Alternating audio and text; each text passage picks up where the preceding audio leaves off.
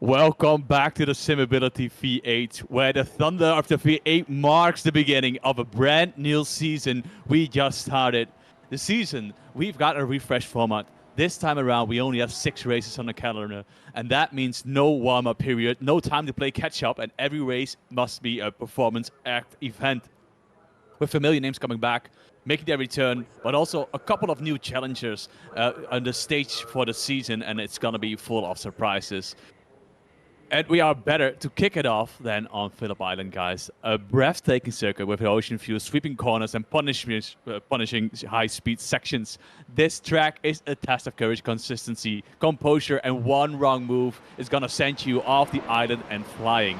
Behind the cameras, and I think we need to applaud this big time, Tyler is helping us out on this time, and he is new, and he's going to mess up, but we still love him. Welcome, Tyler, as the new favorite cameraman. Thanks, Wobbly. We also have Sam in here just to get the technical things going and give him some slight insights, and he's going to make notes and rate Tyler's performance the first time. And after that, it's just me and Tyler for the next race. So buckle up. Let's go. Let's go out. We are heading into qualifying where the glorious new, and I think I got the number right, correct me if I'm wrong, season 17, I think one of the longest V8s leagues running, same as the TCRs we are doing, and I am looking forward to this one. Sam, welcome to you as well, mate. Hello, welcome to me.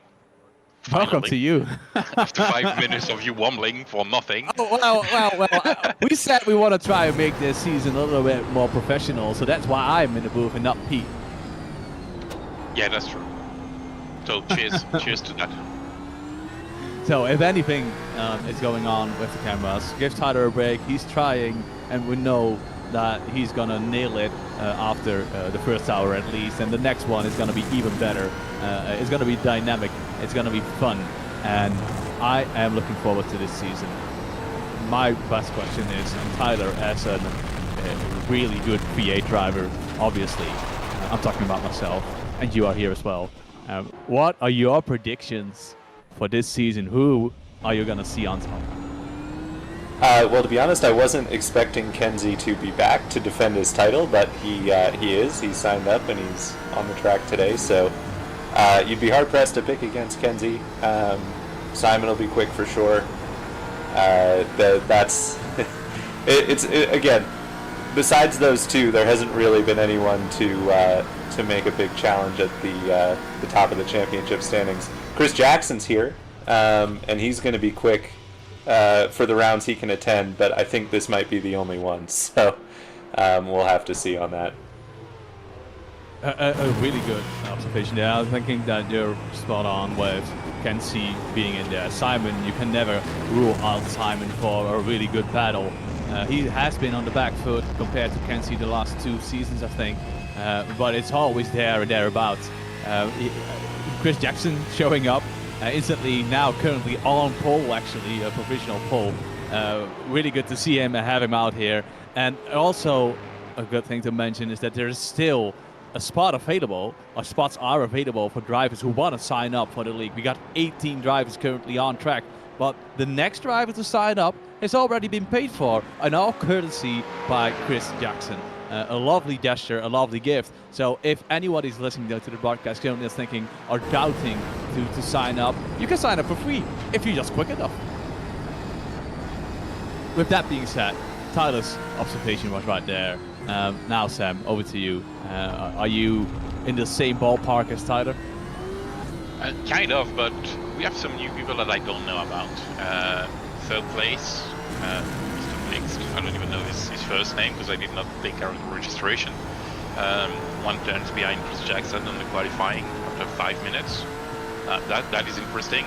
We've got Vit Salomon back, and if I remember correctly, he won the first season of V8ESC, pipping off Tony Klosterman at the time. So that might be a good a good candidate for the win.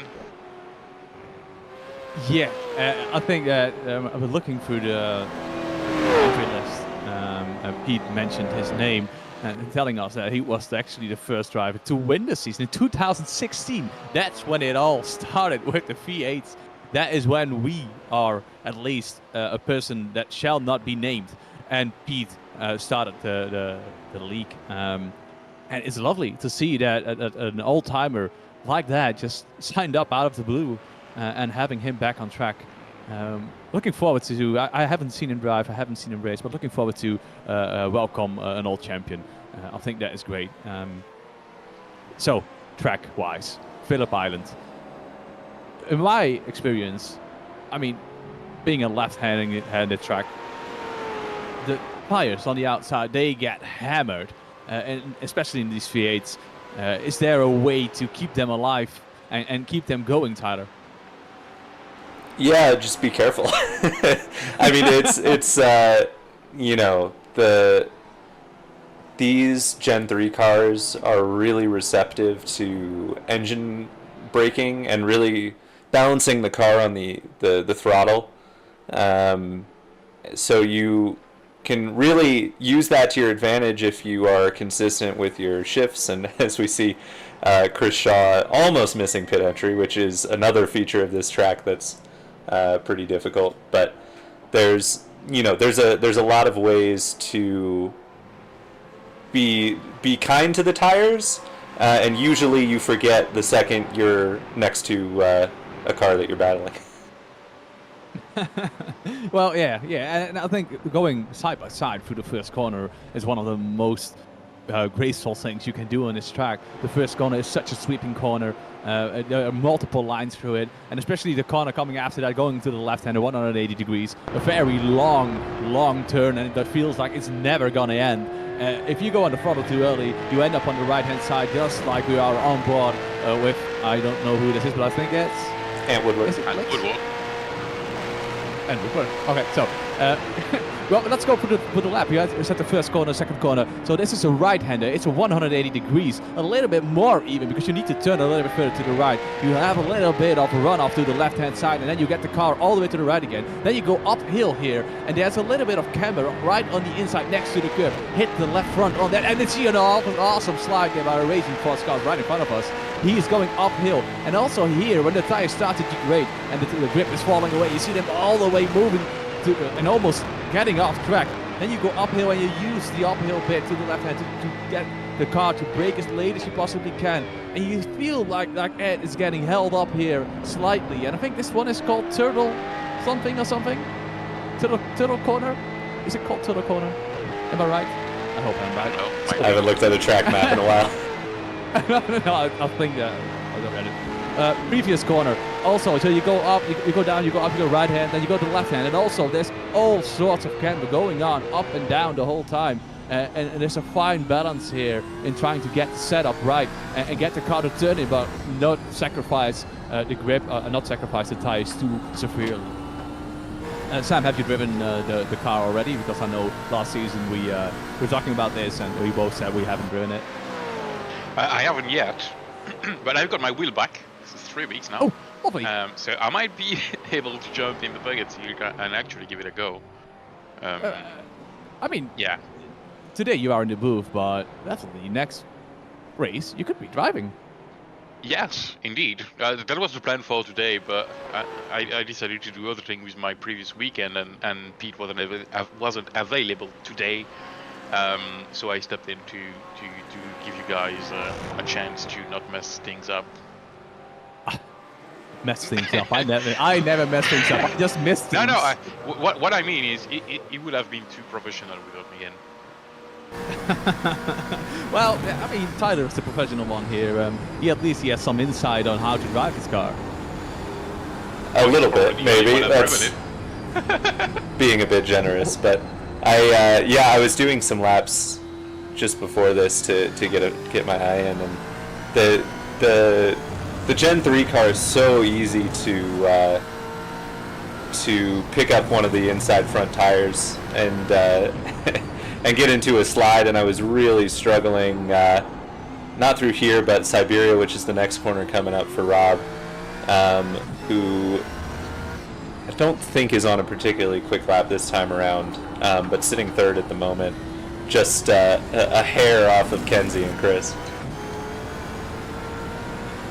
he's absolutely wringing the neck around his car currently, and I think that he, you know Rob a little bit better than I do, but he's one of those drivers you can never count out.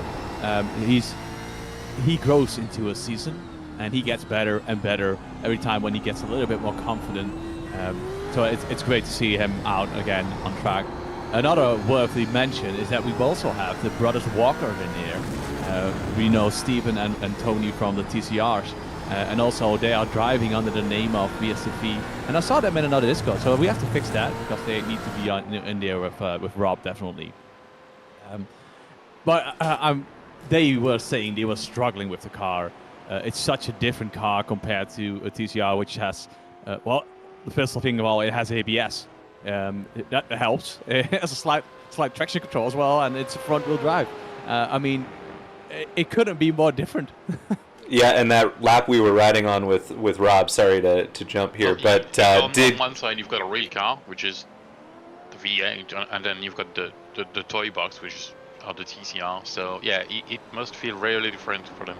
I can feel that. Yeah, sorry to jump in here. That lap we were riding on with Rob didn't set the world on fire in the first sector, but purple in sector 2 and sector 3 to put him a tenth and a half of Simon, who's now jumped up to second. So Chris Jackson falling down the order a little bit. But yeah, getting to the end of qualifying here, so lots of quick times coming through. Yeah, and one thing to note, this is a heat format again, like we do in TCS and like we did for the sprint and feature race last season of V8ESC. So they won't have time to finish their lap after 15 minutes. It's 15 minutes and done, sadly, because iRacing doesn't provide us with an alternative. Chris Jackson, purple sector 1. Yeah, nice camera job, Tyler. You're good at this. Already doing as good as Pete on your first day. Well, yeah, I mean, to be honest, fired. Turning on the camera is already more than Pete will be able to do usually. Another quick mention about the format. So you are mentioning we are having a sprint race, and after that we're having a feature race, but the last round of the season is an endurance race. But we also made a change, and it's a quite important change with the points being handed out and dished out in the sprint race and the feature. So there's a difference now. You were able to score, because we have a reverse grid on the feature race, you were able to develop cars that they purposefully were letting themselves lose positions in the sprint race, so they would get a better position in the feature race. So we didn't like that. It was smart, obviously, because you're a driver and you want to abuse the system. So now we made a change in the point system, and I can't remember what we actually did because Pete changed it. But the thing is, it doesn't. You're not benefiting anymore with losing positions in the sprint race to get a better position on the feature race.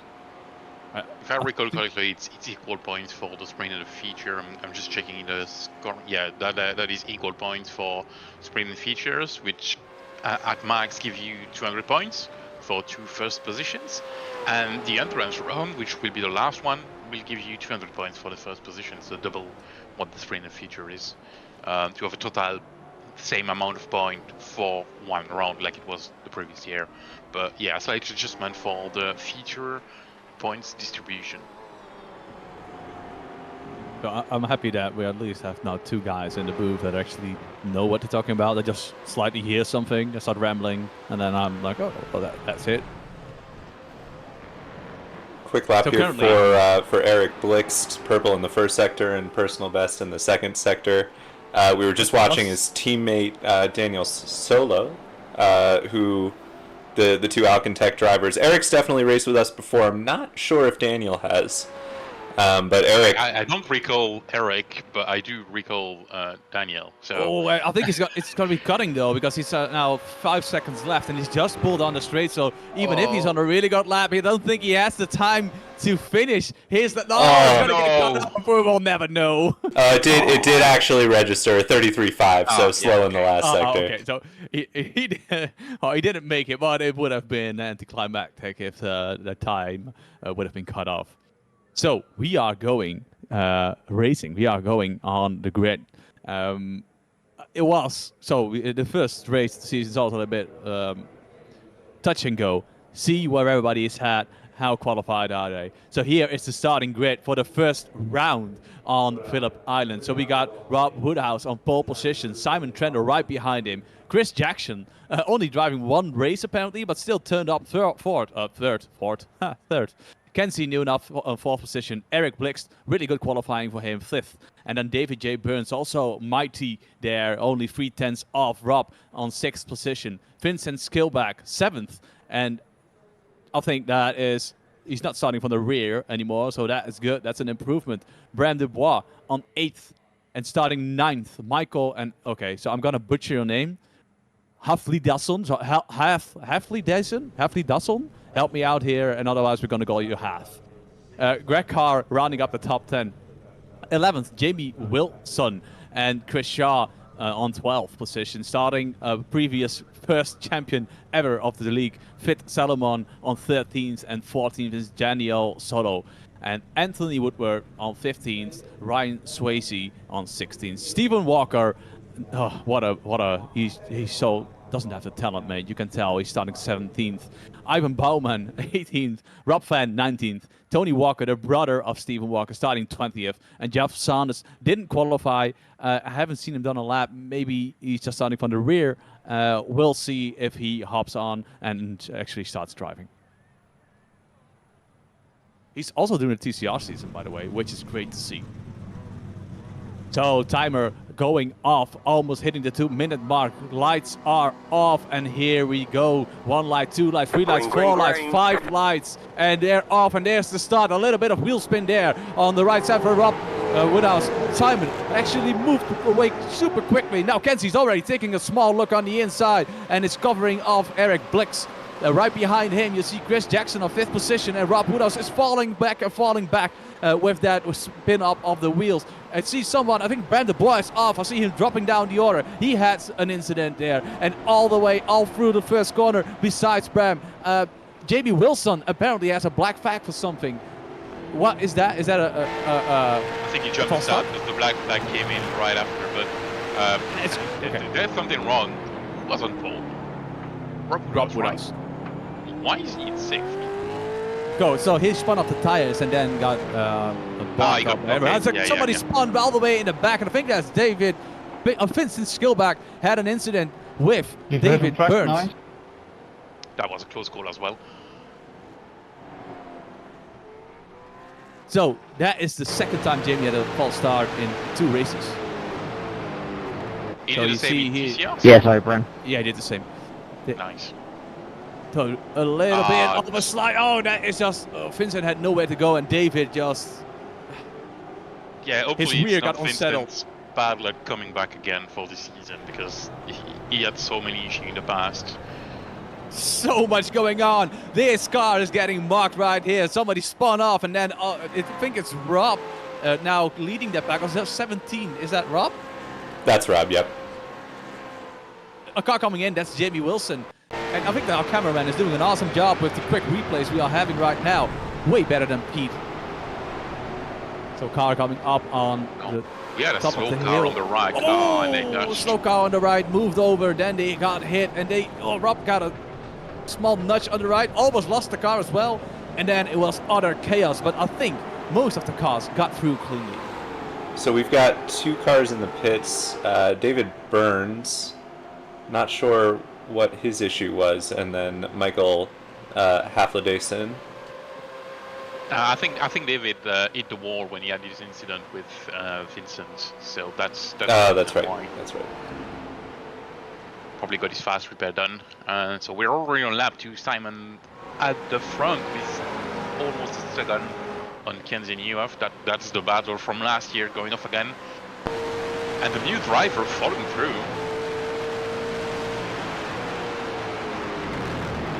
Simon getting past Rob because of his wheel spin from the start. Right behind him, Kenzie Newhoff and Eric Blixt. Then you have a small gap there of about 1.5 seconds from Chris Jackson, and right on his rear is Rob Woodhouse trying to pressure his teammate while the Trading Paints things are doing their things. Right behind them, you see a battle for 6th position where you have Chris Shaw and Fit Salomon trying to fight and trying to get it done. This sprint race is all about going as quickly as he possibly can. Kenzie just put in the quickest lap overall, right behind Simon.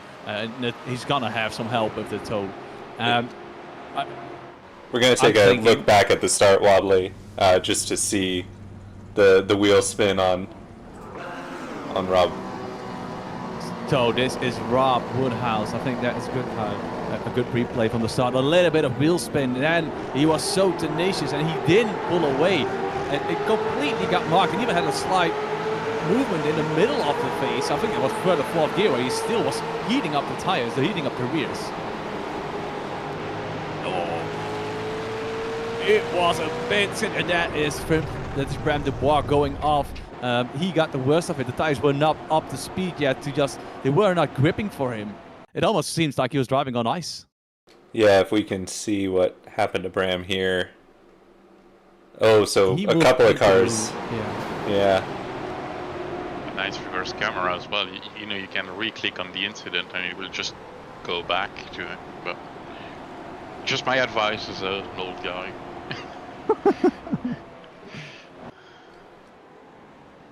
If we go back, we've got a massive fight between Geoff Saunders and Daniel Solo for 14th position. I think Daniel just passed him and now he's getting away.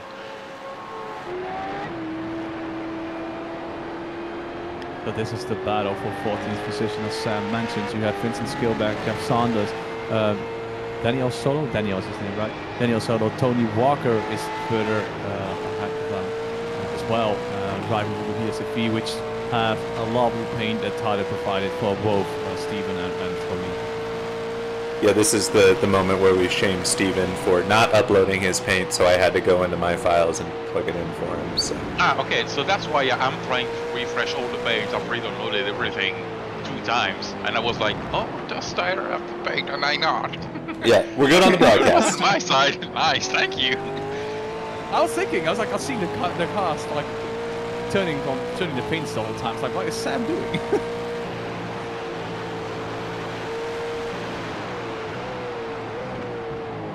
So right in front of us, you see Rob Van getting absolutely pressured insanely there by Swayze.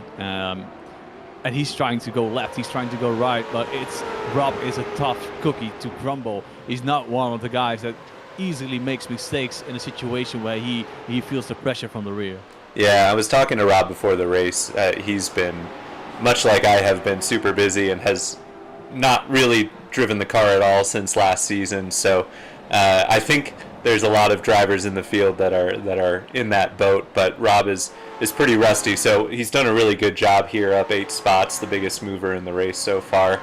Obviously, there's been some chaos going on around him, but he's held on and looking pretty strong. Yeah, absolutely right, Tyler. Further up the field, we see Rob Woodhouse, Chris Jackson. They are ganging up on Eric Blix. They are within half a second, both of them. So this battle is about to heat up. Chris, an experienced Rod, an experienced ice hockey player. Wasn't he the ice hockey player? Or was it Tony? No, that's Chris. No, I think it was Chris, yeah.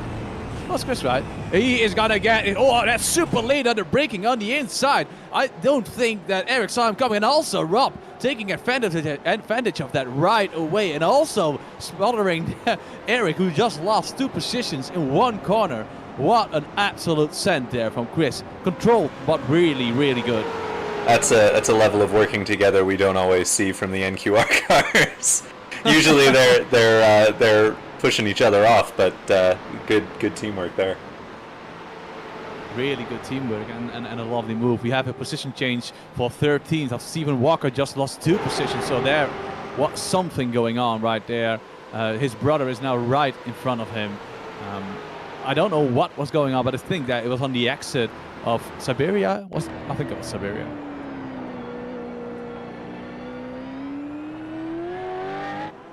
Well, this all looks fine, and then suddenly he dropped 2 positions late on the brake, missed the apex, thought the gravel was quicker, and it was definitely not. I can't. Giving us plenty of gravel on the outside line of that corner. Sorry, Yeah, that's great for the V8s. I mean, they want the gravel on the track as much as they possibly can. Yeah, the number is enough already. If we switch back to the front tire, we've got a battle raging on between Simon and Kenzie right now, and right behind Chris and Bob. So that's going to be, I think, our focus for the next few minutes. Rob Budas just overtook Chris Jackson right behind them. Yeah, I wonder if that's, Chris saying, you know what, I'm not doing the full season, just go for it. Or is it just a true bad position? It's going to be interesting to know. So now on board with Simon Trendle. I'm curious, did he put back on the solar panels? That's a good question. We asked, right? Yeah, that's close. That is too close for comfort. I mean, if you're gonna get that close with your mother-in-law, you're gonna run away. Oh yeah, you got the solar panels again, so that was lovely. On the absolute pressure here from Kenzie, multiple champion. I think he won about 3 or 4 already, and Simon won about 2 or 3 as well. Eric Blix now lifting off. It doesn't seem to fight Chris on turn 1. Maybe trying to set it up for a better exit. You see him driving towards it. Maybe he can stick it on the left, but Chris is having none of it. Braking and covering off the inside line. Let's see if Eric, with a swooping line on the outside, gets a better run on him. But it looks like Chris currently has it covered. Rob is now slightly pulling away from the both of them. So there's more pace to be unlocked right there from Rob. Tyler, if I may suggest something, in the green race box on SDK, at the far right of that green box, you've got battle box, and you can click show. So we have the battle box. Perfect. So this is teaching on the job 101. It has to be done. You know, Tyler's already doing a good job, honestly, for a first time. So Tony just overtook, Steven just overtook his brother again. They are in the chat together, and I feel like Tony is saying to Steven, go ahead. I think you have more pace than me. And Steven, ooh, that was close with Vince there. Vincent getting by Tony. Steven has driven the V8s before. He often has not had the time to run the league. But he has definitely driven the cars before, so probably more experience than Tony, and just working his way through there. Definitely, and I think that Steven is not doing the full TCR season, so he probably has more time to do this car because I think due to work obligations. This is Tony almost having a tank slapper, and Vincent looking at that. Please don't hit me. He stuck his nose in anyway. It got past him completely clean. And now you see that on this long left-hander going uphill, Tony was all the way on the right-hand side, but there's no grip there, so it's quite dangerous to stick your car there. You are easily spat out to the grass there, and then just a passenger of sliding on the grass.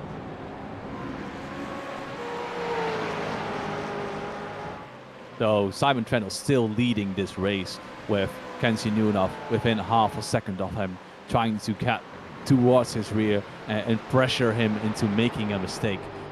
Same as Rob, Simon is not an easy guy to make a mistake. We did saw last race of last season where on the last lap he got overtaken by Kenzie due to a mistake, but that is a rare occasion.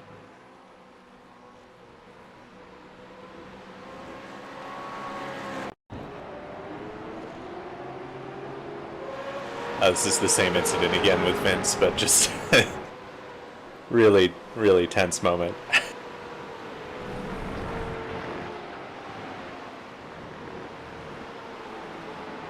We've got Eric in the pits. I'm not sure what that is about here. Are we still on replay? We are, yeah. But number of cars going by, and he's now exiting, so maybe forgot to take quality fuel off. That would be, I think you're right, because it's 30 minutes in right now. Maybe he pulled up, yeah. And I would assume that he did stop in the box. It wasn't a drive-through, so yeah, he's one of a few cars who have been through the pit lane, but I think the others were damage repairs.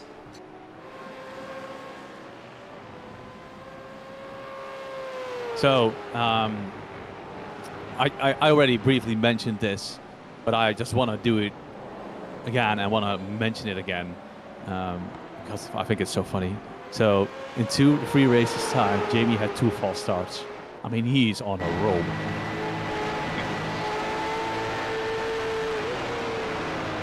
This is Ryan Swayze trying to pass Rob Fan.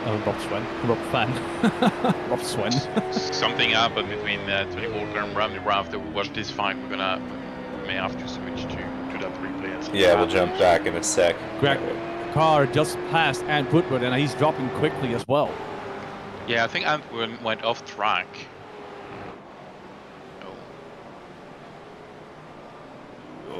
Ooh. Under it. Small piece at the back. Yeah. I think it's all by himself. Oh. Yeah, I think there was contact there with Bram. I think Bram got on the back of him. Yeah, that was slow contact, just a small touch at the back, and you know these cars. You even sniff the rear of the car, and it just moves. I think the rear just gets lifted up a little bit when you're this close, and then it just loses the grip. Yeah, barely touched it, but it's enough. Yeah. Good BSTV advertising there, though. Yeah. Eric making his way through again and got through cleanly. Everything's kicking off just in front of Daniel now. If we go back live between Vincent and Jamie. Yeah, we've got a few more incidents I'm trying to get all of here. We've got trouble for Ant and Rob as well. This is Ant. Yeah, so right when we got into the replay, we saw Ant dropping by like instantly. But it wasn't too severe. He just misjudged it and got back on the throttle. Yeah, and then this was Rob, who's still been battling with Ryan, but it might have been on his own here. We also have you were shocked, I think. Throwing the fingers in the chat, so he's rocking it, P. Yeah. So if you haven't already, and if you are gonna rewatch the broadcast afterwards for all the drivers, we would love to get that thumbs up with the clips with the live stream, and even if it's afterwards, it means the world to us. I mean, we have 21 drivers, so I assume that we're gonna at least have 21 thumbs up, right? Yeah, I think we're all finally caught up on incidents here, and we've got a battle with Jamie and Vince. Vince on the recovery still after that incident. He's definitely got pace. It's tough for Vince. He's had, seems like every race, a run-in that wasn't really his fault. So another one of those today. Not a great start. But Rob up there is in the final reverse grid spot. So all these guys still fighting for something. It's always a fight for something, and even if you get dropped down all the way to 20th position, you're still gonna grab points, and especially when you're trying to get maybe a top 5 or maybe a top 10, even on the results that feel like they have been a disappointment to you. It's still good to keep on driving and at least grab the punch you can grab. Yeah, and driving still gets a drop round even if there's only 6 rounds of this season. So you don't know if this one is going to be your worst, and you don't know if anyone else will have any issue in the next few rounds. So you might as well keep going. I think Vincent proved us that he is like that. He keeps going and keeps chopping at it, even though he had his fair share of issue. I don't remember if it was last season or the season prior to that. He seemed to be in all of the incidents. Never his fault. So as I said at the start, when we saw him sideways, I hope it's not going to be the same this year, at least this season, and not having him in all sorts of incidents, and we'll finally have some quiet races and be able to show us what he's actually good at it, and he's a real talented driver. So would be nice for him to avoid some incidents.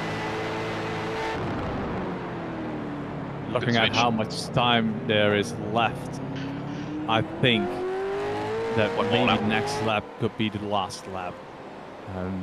Simon somehow pulled away slightly from Kenzie. Maybe it's a setup, maybe Kenzie made a small mistake, but it looks like on the long run currently Simon is able to hold this. Now battle for 11th position, Stephen Walker leading that pack with Jamie Vincent and Daniel right up on his rear, on his spoiler. Jamie is such an annoying guy to drive against, trying to move left, trying to move right. That was Daniel slightly, ever so slightly almost hitting Vincent. Oh, big wiggle for Steven there. But this Steven has managed to drop this group off the back of Rob. And Rob is still in the reverse grid pole position. So don't think Jamie's going to be able to close that gap in... I think we are on the last lap here. Mistake, yeah. Yeah, you see Barney just trying to dislocate his shoulder in his left rear. Daniel also all over Vincent, trying to go left, trying to go right, trying to get a better exit. And it looks like Daniel is really up to the task. He made a small mistake on the, I think, if I remember correctly, 10th or 9th lap, where he got out of shape a little bit in turn 1 or turn 2. But he is eager. You can tell by his driving, he is eager to get past this group.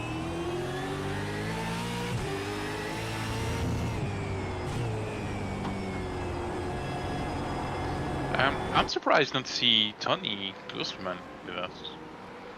Yeah, so I think that for personal reasons he's still not able to. Yeah, I thought he was able to race again.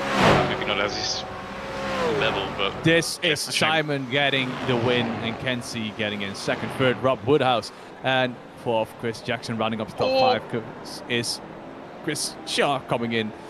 A really, really good result there from Simon, but this is still popping off and going on. They're still trying to get that 11th position. Jamie, 11th, 12th. Steven, is there a final slide here or there? Or is this the order where they are going to finish in? And yes, that is definitely the case. They had a blast the last couple of laps. Eric still managed to get 15th position even after we assumed that he went in because of the fuel. And Bram Dubois, who had an incident in the beginning of the race, finishing behind Jeff Sanders. That's just unfortunate of me trying to stop this car. It just does what it wants. Yeah, you got to break some apologies here and there going over the radio of people hitting each other. Just bear with me. Yeah, good. So, first race. Turn that off, Tyler, by the way. Yeah, for next time. Yep, not going to be able to do it right now, but sure. No worries. So driver, you're listening. You're on the broadcast as well. So if you say anything naughty, it's gonna be through the broadcast. It's gonna be through the broadcast. Yeah. So first race done and dusted. Winner of this race, Simon Trent over Team Chimera with almost a 2-second cap on Kenzie Newnav, who came in second for Hydro Racing Forces. Rob Woodhouse, NQR Europe, third position, and fourth was Chris Jackson, who is apparently a privateer, but I assume he's just going to be NQR. Chris Shaw coming in fifth as a privateer, and fifth Salomon, sixth. A really good result for him back in the league. Greg Carr on seventh position, Never Quit Racing North America, and Anthony Woodward for NQR Europe on eighth. Ryan Swayze as a privateer running. Coming in as 9th, and 10th was Rob Pham for BSTV Esports. Jamie Wilson, again, a reminder that he messed up 2 of his 3 starts with a black flag now, is 11 for Team Chimera. Stephen Walker says privateer, but he's definitely driving for BSTV. And Vincent Skillback, Wheelie Bins, Mayhem Republic. He's back with Wheelie Bins. Wasn't it different last year? I think the teams are wrong. I'm not gonna blame Pete, but I will blame Pete for that. Okay, well, we'll blame Pete. Yeah. So, okay. Me too, Daniel I get the Solo, same. Alcantech, NHR coming in 14th and 15th. Eric Blixt, Alcantech, NHR by Nyman Racing. Jeff Saunders for Grumpy Old Blokes on 16th. And Bram Dubois, NQR Europe 17th. 18th is Michael Halfy. I'm just going to call him Halfy. You guys are cool with that? Halfy Davidson?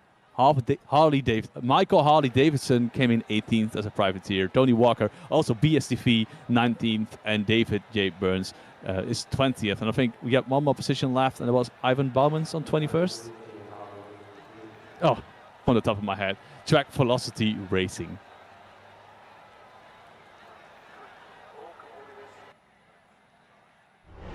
Good job. We're gonna talk about last season once you do that. Yeah, previous season. Results of previous season. Yeah, good. I can't see those. They're on the broadcast. Yeah, I don't have them. So basically, what we're looking at is. I have them. Can see new enough. Okay, just cut me off. Yeah, because I don't like you. Have won that championship with the smallest of margins, with only 18 points difference between Simon Trendle and him. Rob of Rich Wamingham, third, didn't sign up this season, and David J. Burns, who had a stinker this race, came in fourth. So I'm assuming that he underperformed or had some issues during the race. Fifth back in the day was Rob Woodhouse, who has been steadily increasing his pace over the whole season, if I remember correctly. Brandon Wild was sixth, and Stacey Boyd also didn't sign up for this season, was seventh. Nikolai Bogotyrev, we haven't seen him, and also Mika Koitonen is not here. Vincent Scaleback is back, so he got 10th on the previous season. And if I'm just skimming through these names, I feel like half of them at least signed up or is here and able to drive, which is a very good turnout since we had a very big gap between the previous season and this season. And we also changed up the format quite a bit for all sorts of reasons. So, Sam, hearing these standings, you think that maybe David J. Burns, this is probably going to be his drop round, right? I think it's going to be, yes. We'll have to see what happens in the next few rounds, but obviously starting with about 3 sprint race in the first round, knowing that they basically earn the same point as the feature race now. Yeah, it's going to be a tough run for him, and it's most likely going to be the drop run.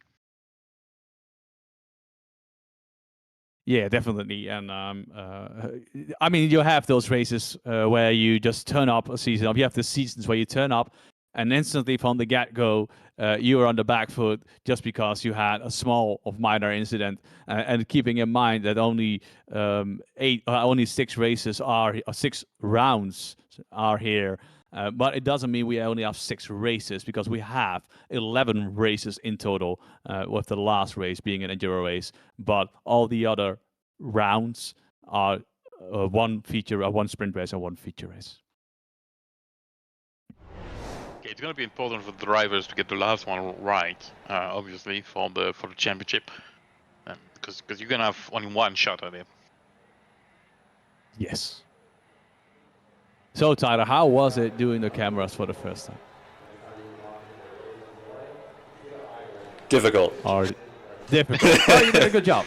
Sorry, I think we're all sorted now on the broadcast side, so we should hopefully not be hearing anyone incriminating themselves for the rest of the broadcast. Yeah, that's something I thought about a few times, like having actually the driver chat going through the broadcast, but sometimes you get a bit airy and you don't want that. I mean, I would never do such a thing. I'm always super nice on the radio. Definitely me neither. I see it in a private chat. That's why I don't have a chat in line racing, because I don't want everybody to hear me. So we have a warm-up period where the drivers now can go out, try and practice their pit entry, because this one is quite difficult. Like usually there are some markers where you can just break like a pole on the right hand side, some curbstone on the left, or some weird line somewhere. But on Phillip Island, and I've been a victim of it myself, driving in too hard because there's nothing. There's just an abyss of nothingness to get your brake mark for the pit entry right. Believe it or not, despite how difficult this pit entry is, there are only 2 drivers on track, and no one has set a time yet. Meaning, almost no one has been on track to practice it. Well, if they're all so confident, then I wish them my luck on this pit entry. And I'm also curious, after the first race, we also obviously have the reverse grid, where Rob Van is getting that pole position. You see it, the entry right here. It's going to the left a little bit, and I think there's a permanent skip marker somewhere where you can brake on, but I think it's better to even lose a second or two on this entry than in trying to push it as far as you can. For the reverse grid, let's talk about that. Is there a particular way to get through that, Sam? Are you going to be aggressive if you are Simon and Kenzie? Or would you say just try and save fuel on this track and maybe undercut somebody and come in as quick as you possibly can? Well, the strategy has always been take your time, go through slowly, most of the time the 10 drivers in the reverse grid are almost as good as the guy starting in 10th, which is the one that won the first race. I don't know if that's the case again today. It might be for at least 6 or 7 of them, with a few other incidents at the start and stuff, so maybe there's gonna be a bit more of a hurry up, because I don't think this track is that hard to pass on. It's not the easiest, but it's not the hardest we're gonna go through. So it's going to be a bit of both. We know Simon is really good on saving fuel, and he's probably going to do the same again to try to shorten the pit stop and try to gain an advantage from that. But Kenzie's been good to make the moves and move forward to the races as well. So we'll see, but I think saving fuel and taking your time is going to be the call today. So Tyler, can you tell us anything about saving fuel, and how do you approach that on especially a GT4 race where somebody pulls off a one-stopper? Well, I can't speak to GT4 because I haven't driven it in a long time, and I honestly don't remember the race you're referencing. So, no, I mean the key to saving fuel in any car, including the V8s, is just lift and coasting, and the real key to saving fuel. The way the people who are best at saving fuel, like Simon, do it is just commit to it from the beginning. The best way to save some extra fuel is to start saving a lap earlier, rather than lifting 50 meters early in the braking zone, right? So the drivers who are on top of their strategy, they're going to be saving from the moment the flag drops. So I would expect if we have some early onboards, we're going to see drivers lifting, coasting right from the outset. Oh, definitely. Yeah. Committing to it is definitely one of the big things. So Sam is going to run us through the gate, so I can grab something to drink.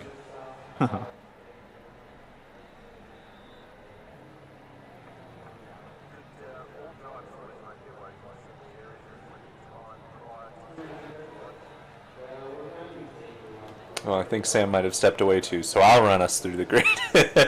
Sorry, no, my microphone was shut down. Sorry. Yeah, thank you, Jamie, for putting the 2 minutes, because I don't have admin power for some reason. All right, pole position, Rob Van, we talked about it. BSTV Sport, Ryan Swayze in second place. That's going to be interesting. Already apologizing in the chat for everybody. He might hold up or not. And Woodward in third, Greg Carr in fourth, and Cura never quit racing, I should say, on the second row, Vic Salomon, and Chris Shaw on the third row, Chris Jackson and Rob Woodhouse, another Enduro row for row number 4. Kenzie Newhoff and Simon Trendle, the first and second of the first race. Then Jimmy Wilson, the first one after the reverse grid, and Stephen Walker right behind him. Vincent Skilbeck, third in position. It's going to be interesting to see how much he can advance in this race. I know he's a bit faster than the few guys in front of him. Daniel Solo in 14, 15 Eric Blixt, which had a pit stop, which wasn't expected in the first race. It's going to be interesting to see as well how much he can progress on this one. Jeff Saunders in 16s, Bram Dubois 17s, Michael Harley-Davidson apparently, as what we call him, sorry Michael, in 18s, Tony Walker 19s, David Burns in 20th, and last but not least, 21st, Ivan Barmans. Well, good roundup there, Sam. I mean, just got back in time to hear you complain about the fact that I called Michael Harley-Davidson. Yeah, I'm not complaining. I'm just saying you set the precedent. Saying. Whatever. Well, that's true. So here we are on the grid, timer counting down, and there's much more at stake. At least this race is a 40-minute race, and patience is going to be rewarding, as we spoke about. Trying to get through the field with the reverse grid. Jamie is right behind his teammate Simon Trendle. We both know they can start really quickly, especially when you do a jump start. Lights are coming on here again. There's the red lights. How long are they going to be held up? And there is the green light. And I see a good start there from Rob. And I think that Robert Tracy had a little bit the same thing as Rob Woodhouse, that a little bit of a spin up. You see a car going very wide, and and just on the second row, it's going to get cut back in. That was absolutely ridiculously tight. That was a killer comeback on track. That is incredible. Steve of the year for Fitz Salomon right there. I think we saw it and I called it. I mean, that is amazing. All the cars coming through cleanly, way more cleanly than it did in the first sprint race. There's a little bit of a position change here and there. You see Jamie overtook his teammate Simon Trendle, what is now returning the favor. They're all going through this tight 180-degree right turn. It's 4 wide further back, and now 3 wide where Vincent Skilbeck is. Maybe that's the reason he gets in this position in the first place. But now he seems to be jumping in on the inside here from Jamie. Is it Jamie? It is Jamie. But he left enough room. Jamie had a good exit and pulled away. But while in front, Rob is already gapping at Woodward with a second. Yeah, and a lot of definitely position going to be David Burns' day off. He's off in the water again, sadly. We hate to see touch that. Between. Oh, this is dangerous, as I wanted to say a word. Steven getting it all wrong, like a small touch right there, sending him off on the grass, but somehow managed to save him, because there are situations where you just slide on the grass and spear into the side of someone, on purpose or not, because I would definitely say it happened on purpose for me sometimes. Yeah, Chris lost a lot of position. He's -8 now. It's going to start the 2 teammates pushing each other. Bump drafting in a V8, that is something you rarely see. We're going to watch It's awesome when you can do it. Going into a replay of the incident with David Burns. That's right. Getting a slight touch, and then cutting over too quickly and getting sped up into the wall. This car doesn't seem to be that broken, but it's definitely demotivating. And this is Stephen Walker. So Stephen on the outside here, trying to cut back in, made a small mistake, and I see a little bit of net code. That is the reason he got sped out. He managed to save this, and he's trying to return to the track safely, which is a smart thing to do, especially in a race with 40 minutes left to go. And yeah, I think something happened before the off track for Ant. I think it disappeared. Yeah, he had some connection issues, and I don't know what happened. yeah, it looks like connection problems for Ant, dropping him down the order. And something happened to Woodhouse. Chris Jackson as well. Let me see if I can find that. Oh, that's Rob spinning out. It's Tony spinning out on the last corner, and nobody hitting him. That is good. He just got too eager on the throttle. He got it back running again, but his rears are gonna be molten lava at this point. Eric Blix putting in the fastest lap, by the way. On the exit, too eager, getting off the curb a little bit, and then just losing it, and almost taking his brother with it. Yeah, that was Steven. Yep. That is gonna be a lot. Yeah, that is blue on blue, brother on brother. That is gonna be a nice birthday party. This is Chris Jackson's incident that put him down the order.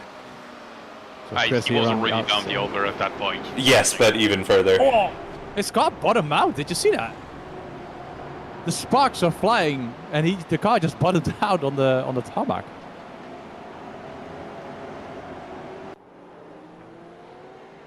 So, can we get one more replay and then from the start? Because Salomon absolutely saved the crap out of his car. Yep. Just a second. Meanwhile, Claudia's looking for that. Oh, it's coming already. What a good cameraman. Yeah, you won't be able to see it on my screen because it was too long ago. Oh, that is the reason I'm looking. Oh, so. Yeah, for some reason the replays are on. Yeah. That stuff when you So try to go Vit back. got a great start, little contact with Ryan, and then just got eased off the track by, I guess that was Ant, and used the escape road perfectly to get right back on. That was some impressive driving. I don't know if Ant was already having connection issues at that point and didn't know he was there, or just didn't look in the mirrors, but it made for a great moment. So I'm sure Vit would rather not have had that, but it was an impressive save nonetheless. Thank you for the description, because I couldn't see it, but it was a great save. So, looking at the current standings, Rob Fan is still on top. Rob Woodhouse behind him, and Greg Carr pushing Fitz Salomon, Kenzie, Greg Carr's Simon. off. Oh, yes, Greg Carr's off, and out of the blue on the exit there. Is it blue and blue again?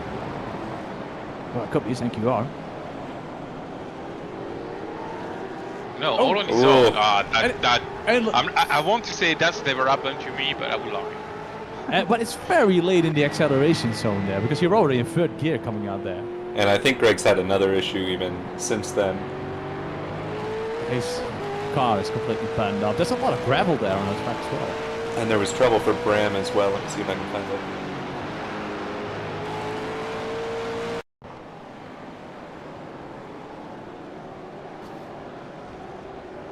So that's... Oh, Vincent. Yeah, Vincent got slightly hit. I think that was a net go and then got sent into the right for Bram. Yeah, just a passenger there. Couldn't really do anything, I think. Both of them. Yep. So Rob is under pressure with 2/10 of a lead. Just 2/10 of a lead on Rob on Rob Rouse. Kenzie and Simon already managed to get to 4th and 5th position. They are on each other and they are fighting and starting out of the gates strong, trying to get the championship. Yeah. A late move there, and is Rob able to hold him off? He's still on the outside there, side by side through the corner. The next corner is going to be a left-hander. Is he able to defend this? This is slowing him down massively, but it makes for great racing, and Rob is being very generous there. Don't come over too quickly. That was super close. Insane the risk that Rob is taking there to hold that first position. Yeah, I think we didn't get to see a ton of it because of his rough start, but Rob Woodhouse is quick, and I think it's only a matter of time here for Rob Venn that the lead falls. But he's doing a great job holding this pack off for now. Yeah, he's doing a really great job. I'm really impressed by Rob Van now. Yeah. But that Solomon got Kenzie through as well. completely. Yeah, that's what we thought about it earlier. The small touch at the back just really unsettled the car, and you know, puts the passenger at that point. And Solomon just pipping to the first position. I mean, we couldn't write a better love story or a greater comeback story. Being the champion on the first season ever for V8 for us for the SimAbility League, and now currently leading the whole pack.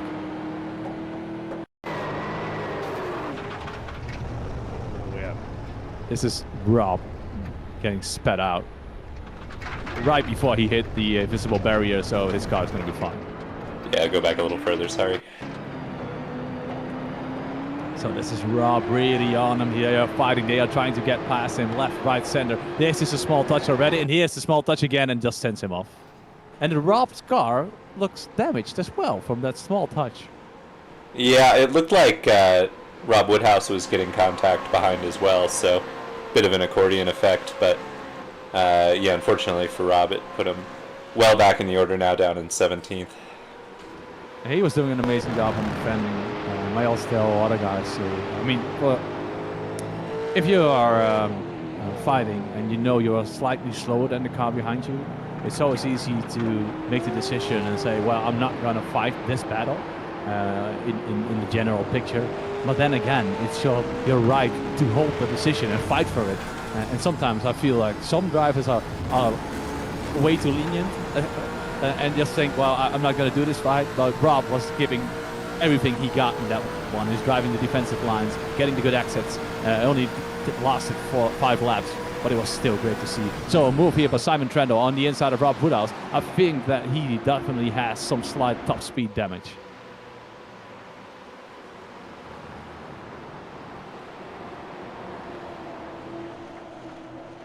You know where the limit of the track is? Of Phillip Island? I feel like you're going to tell us. No, it's the ocean.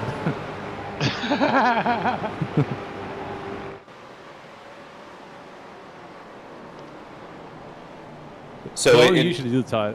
Go ahead. I was just going to say, in the midst of all the chaos, Vit grabbed the lead, and he is hanging on to it for now. But as you were saying, Wobbly, when you know you've got someone quick behind you, it's a really tough balancing act of, you know, especially when you're in a tight pack like this, because you can't just let them through. Because if you let them get the inside, then the whole train's going to come by. But the longer you play defense, the more risk you run of something like happened to Rob, and we've all been there. So a tough break, and definitely, you know, just one of those deals. But I'm sure Rob won't be too happy about it. No. And looking at how close these cars currently are driving, I would say like something like a battle box would be great. Wow, lovely. Like you read my mind. Simon on the inside here of Vic. He's pushing him slightly, and I think that he's got it done. I think now he's super wide, and he's almost getting to cross there. It's just, that was Code Brown in the car of Simon Trento. And after all that, things are exactly as they were 2 corners ago. Yeah, and Kennedy tried to put the same move on Rob Woodhouse as well, which was happening in the background. So Adam Wright saying it was unnecessary from Bob to hit Rob there in the rear, but yeah, I mean, Adam can't say anything because he's not driving anymore. Simon on the outside here, He's even crashing having a good car. line. So. Yeah, he's only crashing cars and all.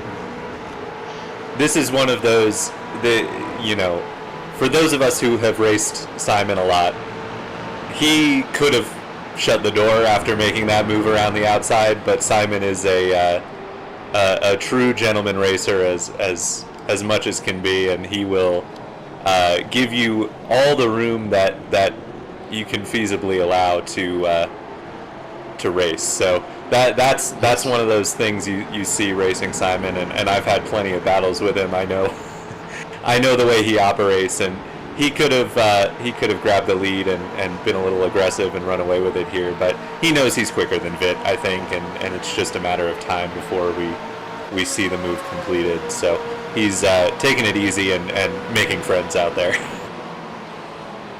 Sometimes playing the long game, and especially driving against drivers you are not really familiar with, being nice and gentle in the first 2 or 3 races or battles you encounter with them is a good option to get some leeway and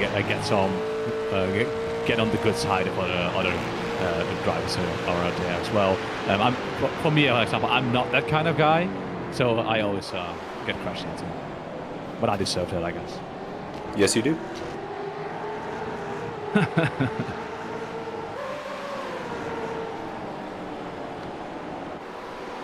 So, currently still Fitzsalmon leading the pack. Second, Simon Trendle. Third, Kenzie Newhoff. Rob Woodhouse on fourth position, who murdered Rob Fenn. Jamie Wilson on fifth. Chris Shaw holding on tight there as well on sixth position. He had a little bit of an anomalous race, previous race, but he was in there. He was in the mix, and he's now still in the mix. Just is not making any mistakes. Swayze still there on seventh position, and Eric Blix, who had a pit stop which wasn't planned in the first race, on eighth. Vincent Skilback did stay out of trouble slightly, a slight touch in the beginning, but he's now got back into the groove on ninth position, and then Michael Harley-Davidson is on 10th right behind him. Chris Jackson is the last car actually for fighting for first position. If you just look at the timing sheet, it's absolutely insane how close these cars are driving.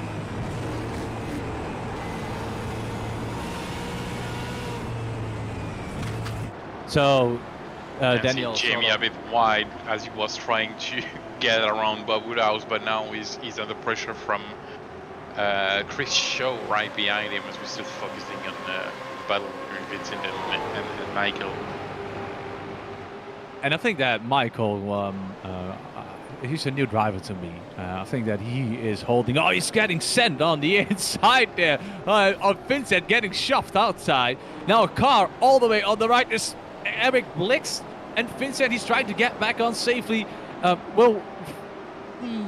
Okay, so as soon as our cameraman is back, we're gonna look at that back. we didn't want to mention it, but he just needs to go to the bathroom quickly. But now definitely. So we're still gonna say that he messed up. I mean, it's fine. There is some complaining here and there going on the radio, but I'm sure they're gonna be friends after the race when they review the incident and see who was in the wrong there. I think that is always good to do. So we have the review here, the replay here. It's on the inside, getting shoved there. I can't really see if there was actual contact that made the move stick. He got Vincent overshot, and then Vincent overshot. Overshot as well behind him, and then the other incident as well. So I think my view on this incident was Michael Harley-Davidson got speared forward a little bit because he got hit by Vincent, and then suddenly was on the inside and didn't want to be there, and then it just was a train of bad luck for all the drivers involved. So we are on board here, I think, with Vincent. Trying to break in, super slow-mo here. Moving in, and then I think it was a slight touch. This is definitely a slight touch, I think. Maybe let go, or he's releasing the brakes because he saw it in the mirror. Then got forced on the inside here. Didn't really want to be there, I think. Hit him. Moved to the outside, and Vincent got sent on the inside if you look at the mirror. So after all that, I would say it's just a racing incident.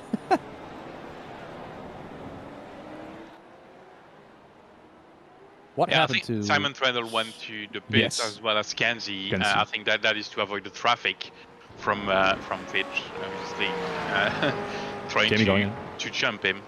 Yeah, Jamie is also in. So I think the title is still muted,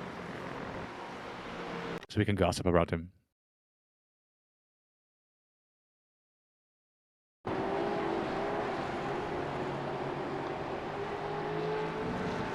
Simon had a small wiggle there on the outside. Now goes to the pit. I think it was a late call. Oh. That was definitely a case of Simon just wanting to get out of Vit's tailpipe. Yeah, and I think he did it as late as he possibly could, just to put Kenzie off. But somehow the difference is now 3 seconds between Kenzie and Simon, which is interesting. So either Kenzie had a really slow stop, or Simon underfield, or both. Well, every time I think Simon underfueled, he actually Did on the fuel. had just enough fuel. So, interestingly, Simon was in the box for longer, but 3 seconds less on pit lane. So, somewhere between pit entry and pit exit, Simon made up 5 seconds on Kenzie. I wonder if Kenzie had an off-track moment coming into the pits. That, or he missed his pit stall, which you can see when if you go into the incident box. Yeah, well, you know how to do it. That's fine. Good. Oh, I cannot see it, obviously, so I'm gonna watch it on the broadcast. Oh, I just threw my drink over my keyboard, so I need to clean it. So, Entry looks good so far. yeah. Ooh, we almost overshot on the braking. And I'm not sure we're gonna be able to see with the chopper. Oh, he definitely. Yep, had to back up. So that's where the time went. Ah, yeah, he got thrown off by Jamie's car, I think. Simon's car, sorry. Yeah. Happens, he went to the pros. So we've got 5 cars who haven't stopped yet. That's Vincent Skilbeck, Ryan Swayze, Daniel Solo, Stephen Walker, and Ivan Baumans. And then Simon leads the group of cars who have stopped. He's got a 4-second gap over Chris Shaw, who has Kenzie right behind him. Now Kenzie right in front of him. Got that pass done, so... Do we have a statistic where you can see what the time was in the pit stop? Yes. From everyone, okay. So the shortest pit stop was Chris Shaw, or shortest You time can in pit lane. Show it. Oh, yeah, no, Photo can't. viewers. Don't know if I can. In the Yeah, green I got box, race box. Yeah, there you go. So So- this is the stop time. Yes, this Yeah. this is just the time in the pit box. So, like we said, Kenzie overshooting his box isn't captured in that, as looks like most of the rest of the cars who stayed out are headed for pit lane. Vince and Steven sticking out a little bit longer. Obviously, they can go longer. We're just at halfway now, and we know the pit window's pretty wide. But the undercut generally the preferred option here, and we see it with Simon with such a big gap. And Vit, who stayed out just a couple of laps longer than Kenzie and Simon, sitting in 4th position. So the guys that haven't stopped yet are currently Stephen Walker and Vincent Skilbeck. The rest of the pack all went in. Are now exiting the pits. So Stephen, you're right about the fact you mentioned this earlier, that Stephen definitely did some league races before, and I think it was about season 12 or 13-ish, around that number, that he was joining the V8s, and he got the hang of it near the end of the season. With this being a shorter season, I can definitely see him moving forward, but I'm not seeing him. Well, he might be able to win a sprint race somehow, or maybe our feature, depending on where he's starting. But he is definitely a talented racer, and he drives all sorts of cars. He's also really quick in the P2, for example. I do want to keep an eye on Vince here. If ever there was a track where the overcut may play out pretty well, this could be it.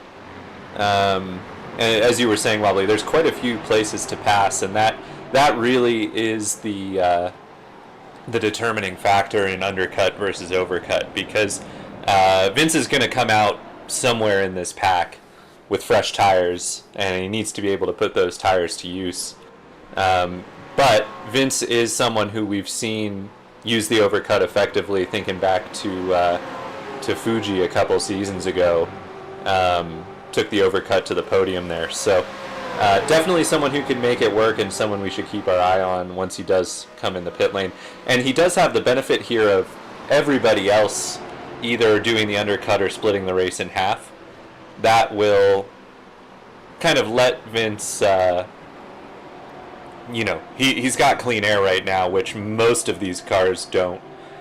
Really just Simon, who's got clean track ahead of him, and 5 seconds here on this battle between Kenzie and Chris, which is really, really exciting right now. Yeah, this battle is definitely going on. Oh, sideways movement right there from Fitzsalomon right in the middle of the corner. Now Chris is trying to get by. You see Jamie all squirting outside there as well. Super late on the break from Chris Shaw on the inside. Jamie trying to do the cutback, but it doesn't seem like he's going to get it done. But this is now a very, very important battle. Kenzie got through on him, and he's now trying to unleash that pace that he has towards the rear of Simon. Meanwhile, Chris is all under the spoiler, under the hood. Not the hood. Spoiler. Is it the spoiler? Back wing. Late move there by Michael Harley-Davidson on the inside there, trying to defend on Jamie. This is the battle to look out for. This is when incidents are prone to happen. Stephen Walker just went into the pit lane. Yeah, I'm not sure if he's at the limit where Vince has been saving, or just felt like the tires weren't giving him enough. But looking at the lap times here, and Vince, the only driver who's really going faster than Vince right now is Simon. So probably not a play for the win here for Vince, but he could really make some ground up and potentially be looking at maybe a podium chance.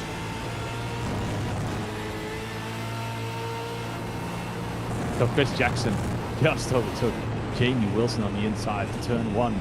And we definitely know that he has the pace. I think that he is the quickest of this pack, but it's now all about getting through it and getting through it clean. A little bit of a wheel spin coming out of the corner, and it seems that Chris is very, very wide in that corner. And while I'll say this, Michael, he's been on the inside, but does he have the grunt to get uphill here? But it looks like Chris still is in 5th position.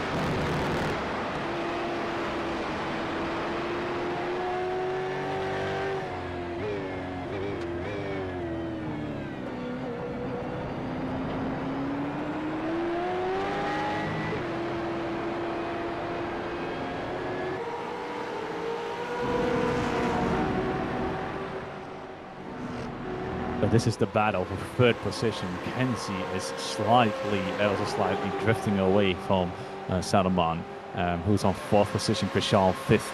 Michael Harley-Davidson's on 6th, and Chris Jackson and Jamie are closing up. Now Jamie is trying to get that position back. And this is how Jamie drives. He is always up for a fight, and especially when you know that you are going to fuel save. He is trying to get past you and trying to make your life as hard as he possibly can, and trying to unsettle you in the brake zones, but also trying to stick his nose in while you are just lifting and coasting all the way.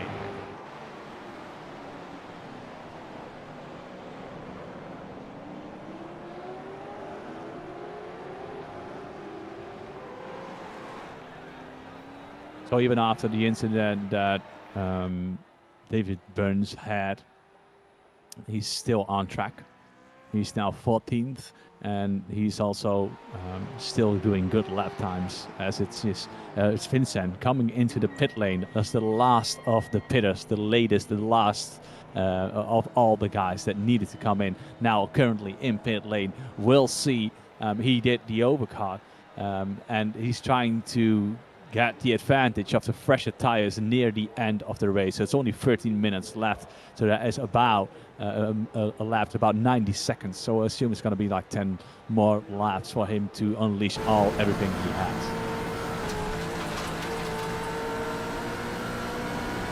Just having to run out of the pits. So he's going to exit behind this wall group.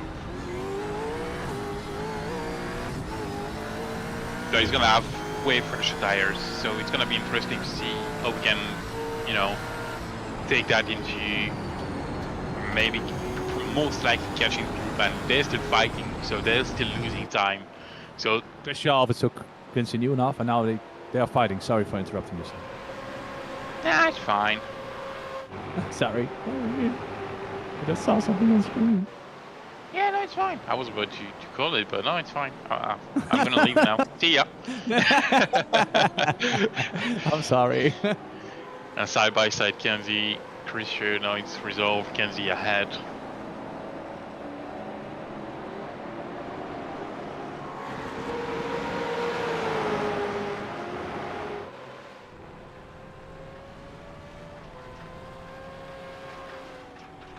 That's an expensive lawnmower. Yeah, not sure why he ran the whole way off the track. Maybe just trying to stay out of Rob Ven's way there. Let's see, was he battling someone when he went off?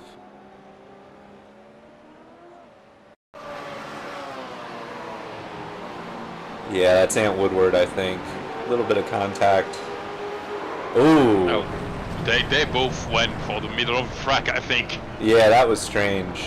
That was a weird one. Something we haven't mentioned yet is that definitely Phillip Island being near the ocean and being an island, obviously. There's a lot of wind inflow. How perceptive are the cars for wind?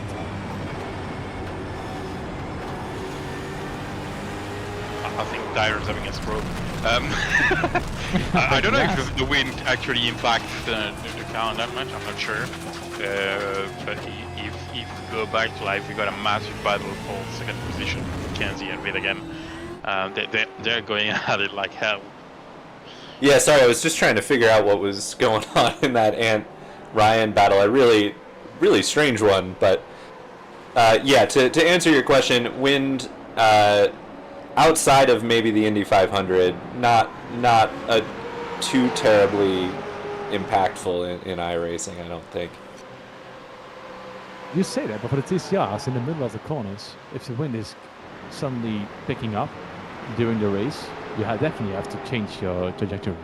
So that's why I was wondering with the V8s if they're also perceptive. A late move dive there by Kenzie on the inside of Fit, but Fit is still hanging his nose in there. And on the inside here, but Kenzie is going to have a better run, I think. Oh, it's slight touch. He said, oh, bumpy cars.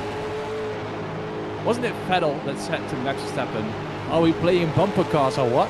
No, that's what they're doing right now. This is going to end up in tears if they're going to keep this up. Chris Sharp pushing Kenzie, and now backing off. And Fit, is he finally going to yield? I think so. Chris on a really good line there. And oh, that is scary. You see a car on the inside there slightly wobbling, and then it suddenly disappears, and you just hope that it's not going to spear into you. Kenzie made it stick after setting it up perfectly, going up the crest of the hill. Meanwhile, Vince on that last lap, 2 seconds quicker than anyone in this battle pack. So he's now on the back of this train, putting those new tires to good use. I think he actually played it smart, and his luck was that this pack is all on the same pace currently and was fighting and slowing each other down. They wore out their tires while doing so as well, so there's even more stress on it. So who we are seeing here is Bram Dubois and 3 other cars. What is going on? Was David or Ivan Baumans? I think Ivan. Bram Dubois is not having a good time tonight. But cars going wide. This is Bram diving it on the inside and just too late. He did do a nice spin there. I think a misunderstanding between the two drivers, honestly. Yeah. Style point 7 for the turn, I think. 7.2.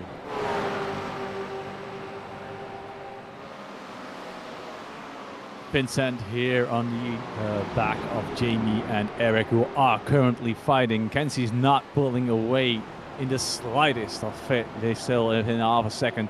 And Vincent is going to have so much more grip coming out of this corner. It's hard to be patient like this, isn't it, Sam?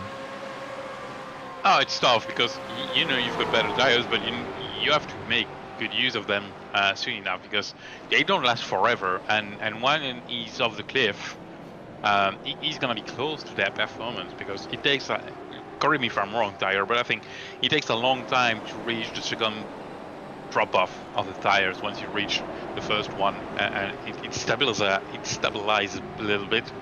And then you get a second drop-off, and it's way later, and they're never gonna hit that in this race.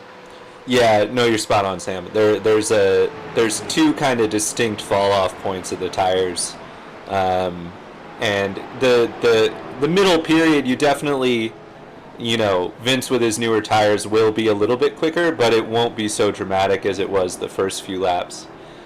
Just looking at some more of the pit stop data, I think Rob Woodhouse must have also overran his box. He lost about 7 seconds in pit lane.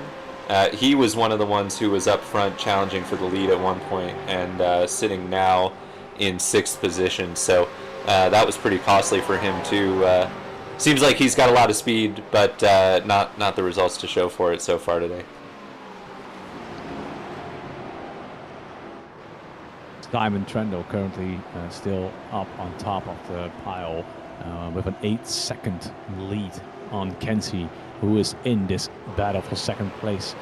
Simon, we haven't really seen much of him during the feature race, but he came out of the gates swinging like a really, really good Rocky Balboa. He has the paces, it seems, especially on this track. Maybe he just enjoys it. Maybe he likes it.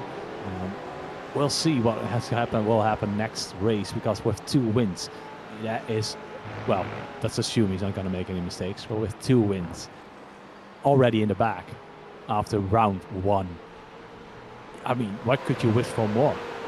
No pole position, maybe.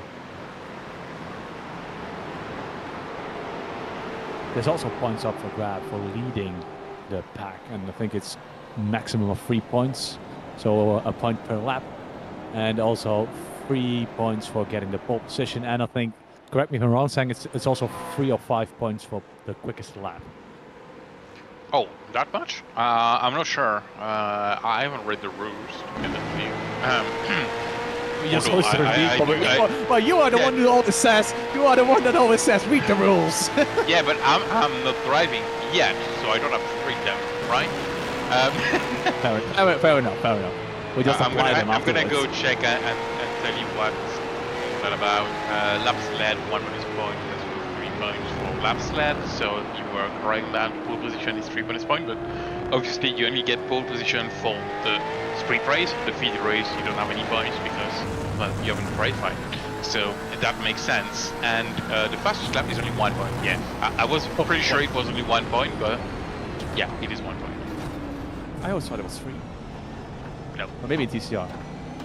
It used to be 3 in TCR. Maybe they changed. Oh, there is a spin in the middle of that pack from Eric. And wow, hitting Vincent, because, yeah, while not Vincent, he likes to get hit like that. Yeah, we were on board for that with Rob. Just I guess it was Chris got a little defensive, or maybe Chris got kind of caught up in it. But somebody was playing defense, and it ended up costing Chris Jackson. Yeah, so he tried to cut it back to the inside after Rob, and yeah, just it's so interesting when you're offline in these cars. You've just got, Chris. Obviously, Chris is one of the best drivers that we've got in the league. But you find yourself offline. You've got a little tiny bit more steering angle in it than normal, and the car just loops around on it because it's that fine of margins between the right amount of steering angle and just a little too much. And I think Chris is carrying some damage from that one. Previous season we had a discussion about the marbles being spread out and it getting worse with the grip while the race was going on, with people saying there's only one line to drive. We had this discussion between me, Sam, and Pete, and we ended up with, well, it is the way it is, and it's not only the V8s who struggle with this, it's also the GT3s and it's also the TCRs, and we all wanted the marbles on the track, and now we got them, and yeah, well, you are involved in the discussion as well, I think, last season, yourself, Tyler, with, well, some real life events do clean them, and I think we ended up with saying, well, it is what it is. Well, and I think we did end up cleaning the marbles between each round, and that what we saw with Chris is not an issue of marbles, it's just an issue of finding yourself offline, and when you're in a tight radius corner like that, you're kind of on the limit of the tires with a lot of steering angle cranked into it. And I think Chris just had to put a little more steering angle than the tires would take just to keep it tight and avoid hitting his teammate there. And when you get on the throttle with the tires past their limit, a little too much steering angle in, that can make the difference there. So I'm not sure that it was a marbles issue. I think it was just a steering issue. Well, that's a good correction. It's a good insight on how the car handle to end this. Well, not the discussion, but to make sure I checked that we do carry over everything from the previous session still. Okay. Well, that's a good insight because I mean that's the difference between me being just looking at these cars and calling it as I see it, well, without having any knowledge about driving the specific car. Yeah, and I mean the marbles certainly can be an issue in these cars, and we have seen that maybe not so much today, but where that comes into play is more as we see a close battle here between Ivan and Jeff. Where that comes into play is usually a car that gets wide, gets in the marbles, and then runs further wide. You don't tend to see it like we saw with Chris, where the car is kind of on the inside of the track, and obviously the track isn't as grippy there, but that, probably not a marbles issue.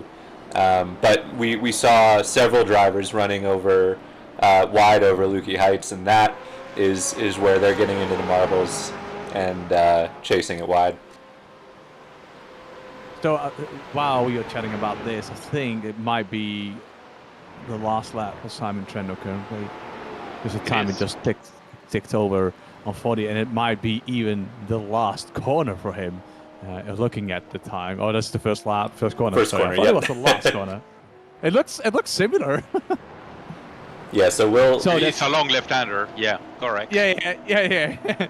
So last lap here, Simon is having this one in the bag. Doesn't need to make any mistakes. Wow, Fit is now putting on the last pressure he can on Kenzie. Kenzie driving really defensively and letting Fit.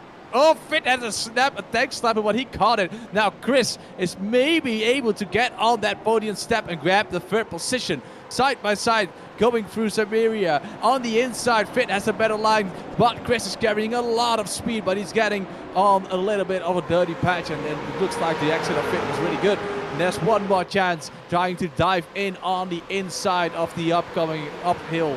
Is it the Honda chicane? No, I don't know. Lukey Heights, thank you. I'm correcting myself. But he doesn't seem to get it done. Now Chris again on the outside of Fit. Fit is really struggling with the car, but now Chris has to watch out that he's not gonna get marked by Michael, and he's now on the outside. But Michael trying to do the cutback, but Chris has it covered. It seems that Fit that's a Simon coming over the line and winning the race, but it's so exciting right there. And something happened. It's all getting mucked up here. Now suddenly Fit is in second position, Chris is in third position, and Michael is in fourth, and it's still a run to the line. Is he able to gonna get it? No, it is Fit somehow getting that second position. But what happened to Kenzie? Did he have a black flag? I didn't see any black flag on the screen. This is Kenzie. Was he out of fuel? Oh, he might be out of fuel, yeah. Jump on board if you can. Yeah, Tyler. Yeah, out of fuel. You can definitely tell he's out of fuel. It is dusted and over.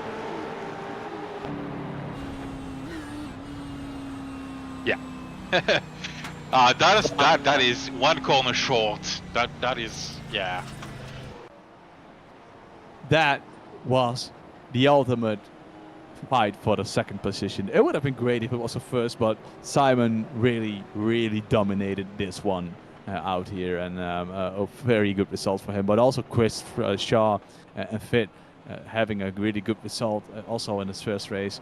So they are definitely in the fight for the championship once they get to know the car a little bit and slightly better. I see David Burns has yeah, I was about to say, it might be good to go back and see what happened between David Burns and Ivan Barman, because I think they were fighting each other at the end, and they might have some issue over the line, or is it just after the line? Oh, okay. Sorry, I shouldn't laugh, but I can understand that. So we do obviously, and I think everybody knows that, is that once the race is still going and someone is still running, the incident points still count. which means they get deducted. Deducted? Yeah, dude, David Burns did not cross the line before this incident. What is going on here? I'm not sure. I think there was a miscommunication between teammates. Oh, I think he was trying to push Kenzie across the line because Kenzie stopped short. Oh, that's Kenzie. Yeah. Yeah. Oh, jeez. There are definitely safer ways to do that. I wouldn't recommend this in real life. Yeah. I'm not sure your team at least he crossed the finish line. No, I mean, yeah. We're happy that what's his name again? Günther Steiner isn't your team boss when you do this. Oh, the results are here. Simon Trendle getting in the big points. 2 wins, winning the feature race and winning the sprint race. Congratulations on him. Fit Salomon, a really good show out for a previous champion and the first champion ever. 2nd position. And Chris Shaw also had a good outing coming in 3rd. Michael Harley Davidson came in 4th. Rob Woodhouse 5th, and Eric Blix 6th. 7th was Vincent Skilbeck, who did something different with the strategy. His charge seemed to have stalled after a couple of laps, so maybe still hitting some kind of tire limit grip. 8th was Jamie Wilson, and Daniel Solo came in 9th. 10th is Anthony Woodward, and 11th Stephen Walker. We haven't seen much of him during the feature race, besides from a small incident in the beginning. Kenzie, who got slammed into 12th position, running out of fuel, and got hit by a common called David J. Burns, who was 14th, and right in front of him was Bram Dubois, 13th. Jeff Saunders coming in 15th, and Ivan Bauman 16th. Rob Van 17th, who was leading the pack for quite a couple of laps until he got spun out with a slight move under his rear of Rob. And then 18th was Ryan Swayze. I want to see the 19th, but I can't remember. So Chris Jackson 19th eventually, and Greg Carr 20th. Tony Walker rounding up that grid on 21st position. Well, I think that was his first race in V8 for Tony, so he should be proud for finishing it. I mean, that is an accomplishment by itself. Well, if that's anything, it's a better reason that Pete does. Good job. So what a start of the season we had, guys. We had so many battles. We had so many small incidents, big incidents, unexpected cars in unexpected positions. If this is going to be the level we are going to get from the drivers, the level of entertainment from the drivers for the whole season, we are going to be in for a really good one. And we should have shortened it to just 2 races, I think, the whole season. What a lovely, lovely race. What are your thoughts, Sam? Oh, that was an impressive evening. Honestly, I after watching V8 again and the sound of the V8 is just insane. I love it so much. I need to get my butt into the seat and actually try to drive them, because it does look like so much fun. I'm sure Tyler won't disagree with me. Yeah, I'm glad you volunteered for next weekend so I can have a go. Well, if you want, I can leave my spot. It's fine. If you want to drive, go for it. Yeah, no, they certainly kept me busy today, which is good practice. Hopefully there weren't too many complaints in the comments while I was controlling the cameras, because I did not have the. Pretty quiet, honestly, today. That's so. good. Yeah, well, pretty quiet. I didn't have the brain power to read the comments, so. No, I was keeping an eye on that, Sam, as well. So can we grab in Simon Trendle? I can't pull people in, so. I also can't pull people in. Simon Trendle, the winner, the man of the moment, the man of the V8 power. Congratulations on your result, man. It looked like a walk in the park for you today. I don't know what happened in race 2, to be honest. Well, I actually do now, because Kenzie ran out of fuel, didn't he? Which is why he wasn't chasing me. I don't understand why, because he should have gained on me a lot more in the pit stop otherwise. But yeah, race 1 was tough though. He's right there. He's going to get me. I don't like having Kenzie in my mirror. It's scary.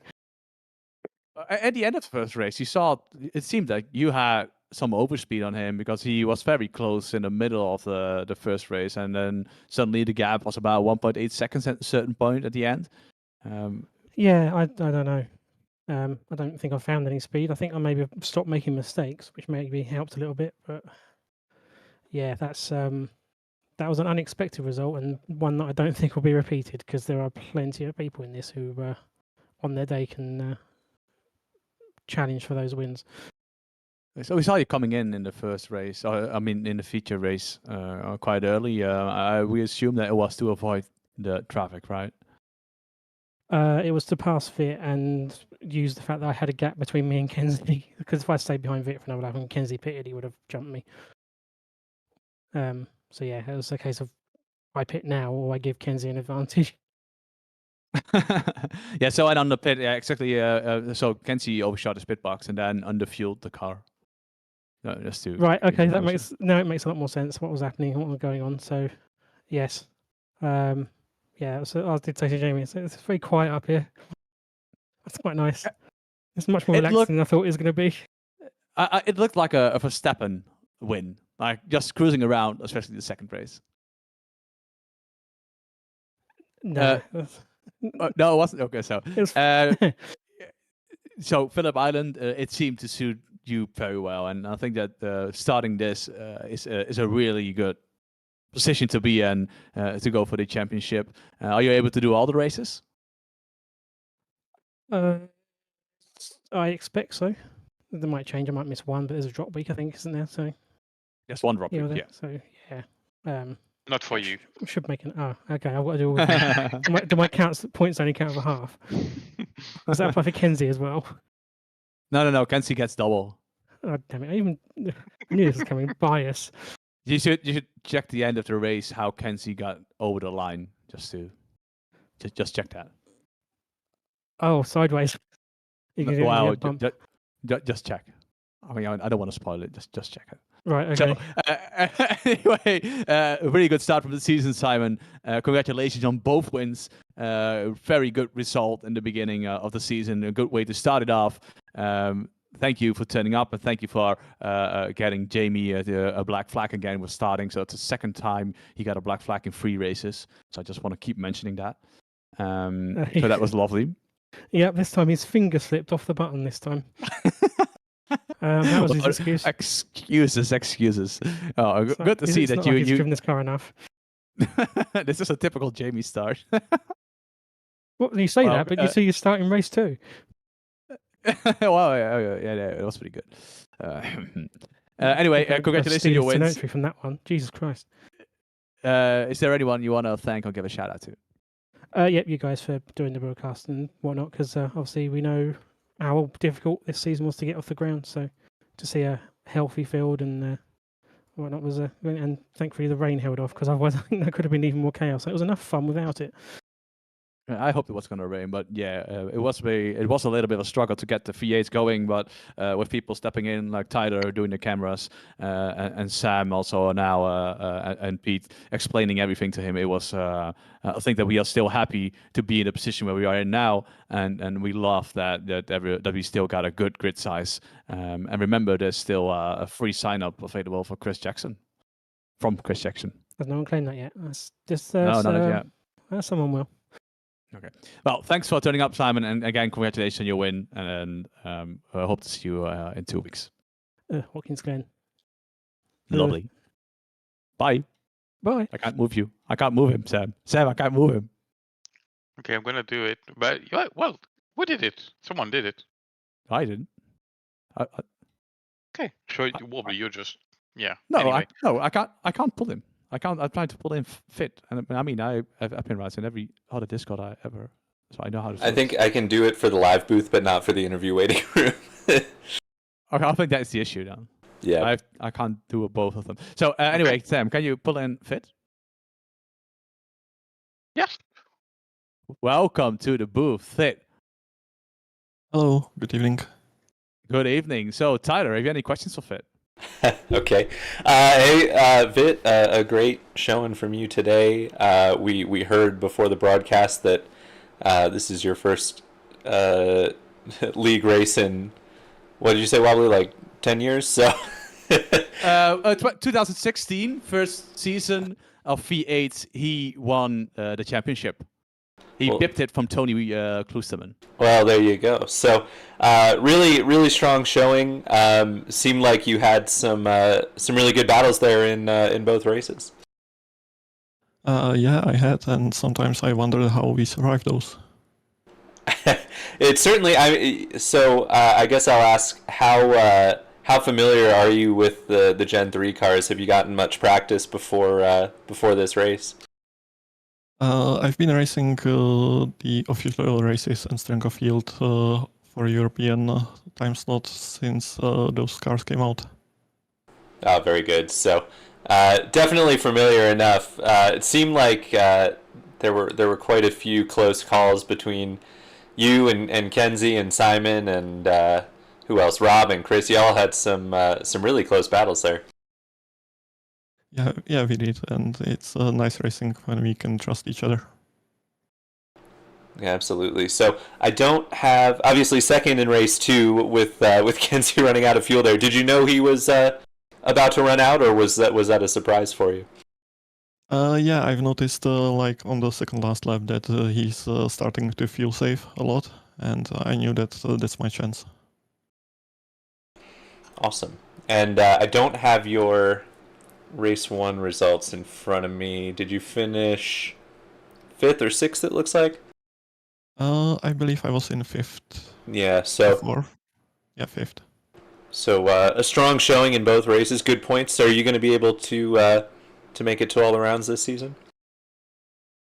Yeah, I hope so. I might miss a round or 2 here and there. Depends on availability. Well, good stuff, and a strong showing. Is there anyone you'd like to give a shout out to before we let you go? No, I don't think there's anyone knowing me watching the race.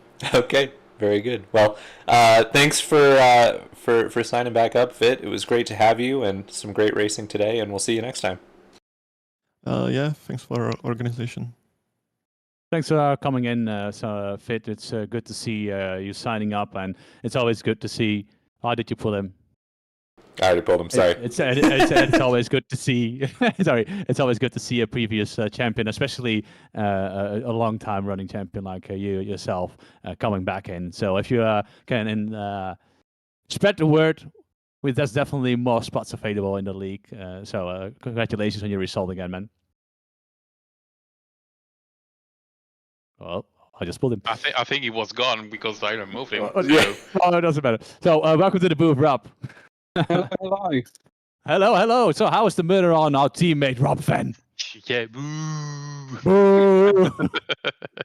Yeah, when Chris said you've got to come in the interview room, I was like, I don't think I deserve it, but I was like, I need to go and apologise to Rob because I had a chat with him.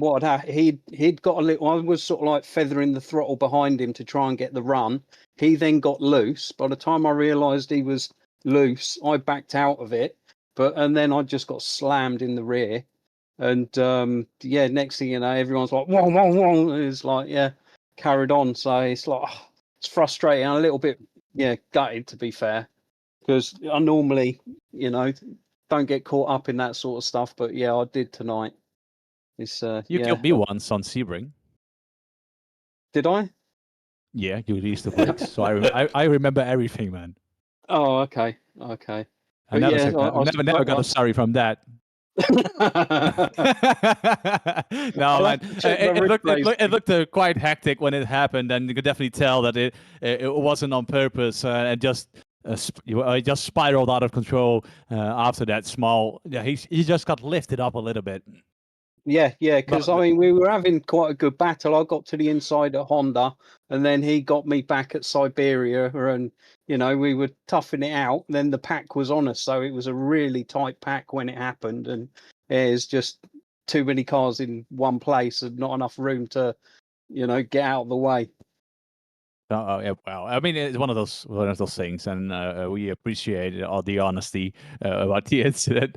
Obviously, we will never forgive you, but it's fine. Anyway, let's get back to the race. You were right in the thick of it. How is it to be back on track in the league? Yes, yeah, it's really good, really good. Really happy with my qualifying. Didn't have any draft, pulled a lap out of the bag, and yeah, really happy with that. And then just smoked the tyres on the start. So it's like after all the highs, it was like, oh no. So I think I can't remember how far I dropped back, but yeah, I'm surprised I didn't. Yeah, I'm surprised I stayed in the top 10. It was a shocker. Yeah, we were quite surprised. I mean, I'll be honest, I was quite surprised to see you on pole position, which is always a good thing, right? I mean, surprising people with the speed you suddenly grabbed out of the back, and then you spun up the tires and you got marked by everyone. Yes, yeah, it was a bit frustrating.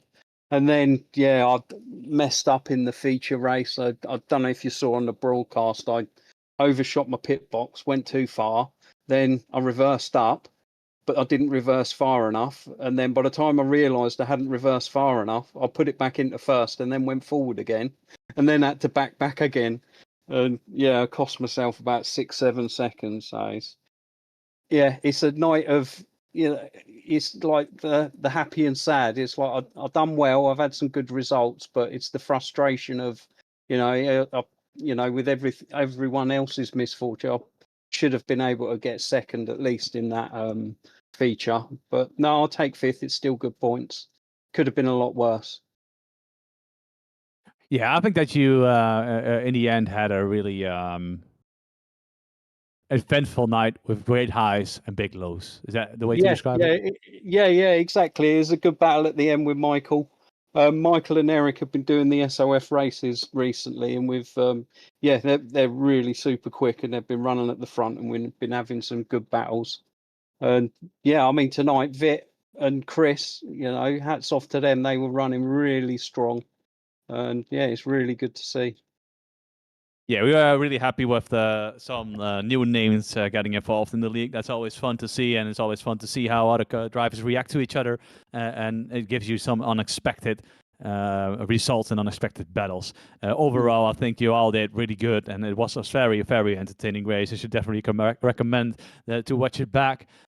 So, Rob, last question I have. Who's the better cameraman, Pete or Tyler? I'll have to watch the broadcast to pass verdict on that one.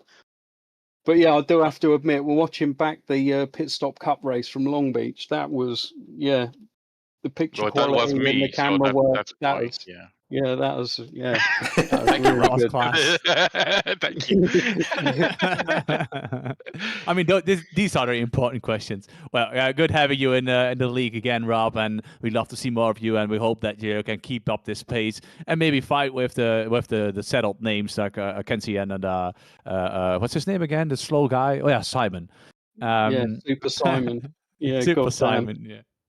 So, anyone you want to thank or want to say a grace to or something?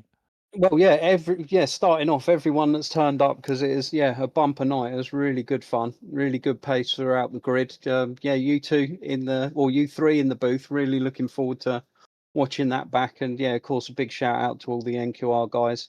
We've had some mixed results tonight, some good fortunes, misfortunes. But yeah, it's good to get everybody in the chat again after quite a while and get to race with everyone. That's good to hear. And again, for our drivers who come in here, it's really good to see that you all came back, although we had a super long break between the seasons. Yes, it was a long break. And it's good to have SimAbility on board again for another season. Definitely. Really we good. didn't mention it really in the broadcast, but it's a good reminder for me because I forgot it. But we have SimAbility obviously sponsoring the league again, and if you haven't already, definitely check out their website. They do amazing things for drivers who are for sim races that are less fortunate than the rest of us.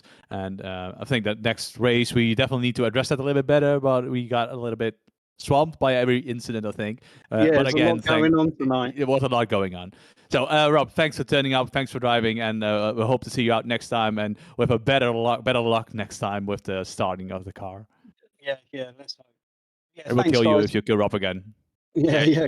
If you talk to someone at camera, you probably have a spot in the team. So. Yeah. Okay, well, thanks and cheers, Rob. Take care, guys. Bye-bye. Bye.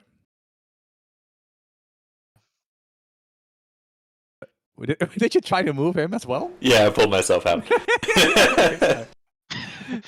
Sam, this one is for you. Oh, jeez. Welcome to the booth, Jamie Wilson. Welcome. Hello. Well, you say it's for me, but you talk about. Oh, I'm just introducing him, mate. Yeah, go. Oh, all right. Well, Okay, Jimmy, welcome. wait, give me a second. No, wait, Sam. I'll put him in again. There you go. Jimmy Wilson, welcome to the booth. How was your Hello. day tonight, apart from the black flag in the first race? Yeah, I saw that. Yeah. Frustrating. I did exactly the same thing in the bloody TCR race, different reason, but both starts of the season started with a jump start. I just went to the little boys' room at the end of qualifying, got back in just about enough time, accidentally loaded the quali set again because I misclicked, was fumbling about, got on the grid with about 10 seconds to go or something, and I just didn't get my start procedure sort of prepared properly, so I just momentarily crept forward rather. Line locker wasn't quite on, so that kind of did that one a bit of a death to start with, but I almost got back to 10th on the reverse grid, so I was only about a second or second and a half or something off. I think it was Rob Venn that was 10th in that one. Correct. So that was good fun, just fighting back through the field. Well, you seem to have like 2 good races, fighting to try to get back to 10th place in the first one, and then fighting in the top 10 for race 2. What was that like? That sort of middle part of the race where we were all in a pack was brilliant. There was so much like close quarters, pretty sketchy stuff at times, but in a good way. I had someone did like a surprise move on me at the end of the lap, which was a really good move. I can't fault it.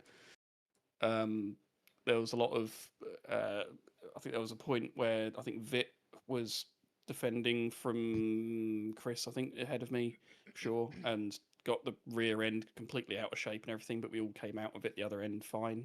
All that kind of good stuff. And then unfortunately, I forget who it was now, but someone had a little slide at the end of the lap.